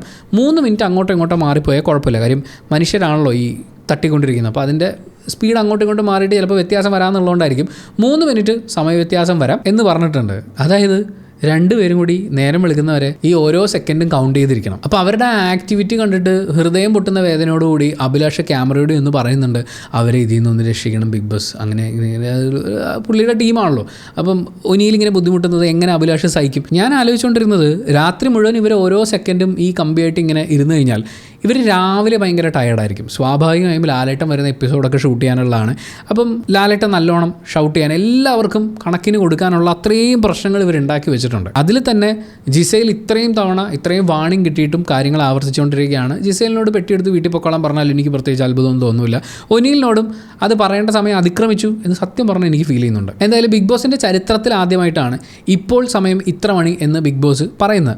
അപ്പോൾ അത് ബിഗ് ബോസ് പറയുന്നുണ്ട്, നിങ്ങൾ റെഡി ആയിട്ടിരിക്കൂ, ചരിത്രത്തിൽ ആദ്യമായി നമ്മളിങ്ങനെ പറയുകയാണ് എന്ന് പറയുമ്പോൾ ആര്യൻ അതിനൊരു താങ്ക്സ് ബിഗ് ബോസിനോട് പറയുകയാണ്. എൻ്റെ ക്യാപ്റ്റൻസിയുള്ള സമയത്താണ് ഇത് സംഭവിച്ചിരിക്കുന്നത്, താങ്ക്സ് എന്ന് പറയുമ്പോൾ അക്ബർ പറയുന്നത് നിൻ്റെ സമയം തീരെ ശരിയല്ല എന്നാണ്. ശരിക്കും ഇവരിൽ ആരുടെയൊക്കെ സമയമാണ് ഏറ്റവും മോശമായി ഇരിക്കുന്നത് എന്നറിയാൻ വേണ്ടിയിട്ടുള്ള എപ്പിസോഡ് ഇന്നാണ് അപ്ലോഡ് ആവുക. ലാലേട്ടൻ വരുന്ന വീക്കെൻഡ് എപ്പിസോഡാണ്. ഉറപ്പായിട്ടും ലാലേട്ടൻ്റെ വക തീയും പുകയും ഉണ്ടാവുമെന്നാണ് ഞാൻ വിചാരിക്കുന്നത്. ഒരു പ്രൊമോ റിലീസായത് കണ്ടിട്ടുണ്ടായിരുന്നു, അതിൽ ലാലേട്ടൻ മിണ്ടാതെ നിൽക്കുകയാണ്. അപ്പോൾ പണിപ്പുര ടാസ്കിൽ നമ്മുടെ അനീഷ് ചെയ്ത അതേ പരിപാടിയാണല്ലോ ലാലേട്ടൻ ചെയ്യുന്നതെന്ന് ബിഗ് ബോസ് ചോദിക്കുന്നുണ്ട്. പക്ഷേ എനിക്ക് തോന്നുന്നു ഈ മിണ്ടാതെ നിന്ന് ഈ കലിപ്പ് മുഴുവൻ ലാലേട്ടൻ പ്രകടിപ്പിക്കുമോ, അതോ ഈ എല്ലാ ആളുകൾക്കും ഇവർക്ക് ഷൗട്ട് ചെയ്ത് ബഹളം വെച്ച് അങ്ങനെയാണല്ലോ പോകുന്നത്. എല്ലാവരും വാടച്ചിരിക്കേണ്ട കുറച്ച് സമയമെങ്കിലും സമാധാനം തരേണ്ട ഒരു സമയമായിട്ടുണ്ട്. അതുകൊണ്ട് എല്ലാവരും സൈലൻ്റായി ഇരിക്കൂ എന്ന് പറയുന്ന ഒരു കാര്യമാണ് ഇവർക്ക് കൊടുക്കാൻ പോകുന്നത്. എന്താണ് സംഭവം എന്നറിയില്ല, നമുക്ക് അതിന് വേണ്ടിയിട്ട് കാത്തിരിക്കാം. അക്ബർ പറഞ്ഞ പോലെ ആരുടെയൊക്കെ സമയമാണ് മോശമായിരിക്കുന്നത് എന്നുള്ളത് നമുക്ക് വൈകുന്നേരം അറിയാം. എന്തായാലും ഇത്രയും കാര്യങ്ങൾ പറഞ്ഞതിൻ്റെ കൂടെ പറയാനുള്ളത് ഇവരുടെ ഓരോരുത്തരുടെയും ഗെയിം സ്ട്രാറ്റജീസും അതുമായി ബന്ധപ്പെട്ടുള്ള കാര്യങ്ങളെക്കുറിച്ചാണ് നമ്മൾ ഈ വീഡിയോയിൽ പറഞ്ഞിട്ടുള്ളത്. ഇതിൽ നമുക്ക് വിമർശിക്കേണ്ട കാര്യങ്ങളുണ്ടാവാം, ട്രോൾ ചെയ്യാനുള്ള എലമെൻറ്റുകൾ കണ്ടെത്താം, അതൊക്കെ സന്തോഷമാണ്. പക്ഷേ ഒരാളെ വ്യക്തിപരമായി ബുള്ളി ചെയ്യുന്ന, അവർ പുറത്തിറങ്ങിയതിന് ശേഷം അവരുടെ പേഴ്സണൽ ലൈഫിനെ വളരെ മോശമായി ബാധിക്കുന്ന രീതിയിലുള്ള സൈബർ ബുള്ളിങ് പരിപാടികൾ ഉണ്ടാവാതിരിക്കട്ടെ. നമുക്ക് ശ്രദ്ധിക്കാം. അങ്ങനെ കമൻറ്റ് ബോക്സിൽ അത്തരം കമൻറ്റുകൾ വരികയാണെങ്കിൽ ആദ്യമൊക്കെ നമ്മൾ ഡിലീറ്റ് ചെയ്യും. പക്ഷേ വീണ്ടും ആവർത്തിച്ച് ആരെങ്കിലും തെറി വിളിക്കുകയോ മോശമായി ചിത്രീകരിക്കുകയോ ചെയ്യുന്ന കമൻറ്റുകൾ ഉണ്ടാവുകയാണെങ്കിൽ ചാനലിൽ നിന്ന് ആ കമൻറ്റ് ചെയ്യുന്ന ആളെ നമ്മൾ ഹൈഡ് ചെയ്യുന്നതായിരിക്കും. എനിക്കറിയാം ഈ വീഡിയോ ഇച്ചിരി ലെങ്ത് ആയി പോയെന്ന്, നമുക്ക് 2 എപ്പിസോഡ്സ് ഒരുമിച്ച് ചേർക്കാനുള്ളത് കൊണ്ടും സിനിമ റിലീസുകളൊക്കെ ഉള്ളതുകൊണ്ടുമാണ് ഇങ്ങനെ സംഭവിച്ചു പോയിട്ടുള്ളത്. Thank you so much for watching this video. Video ഇഷ്ടപ്പെട്ടാൽ ലൈക്ക് ചെയ്യുക, കമൻറ്റ് ചെയ്യുക, ഷെയർ ചെയ്യുക, സബ്സ്ക്രൈബ് ചെയ്യുന്ന കാര്യം പരിഗണിക്കാം.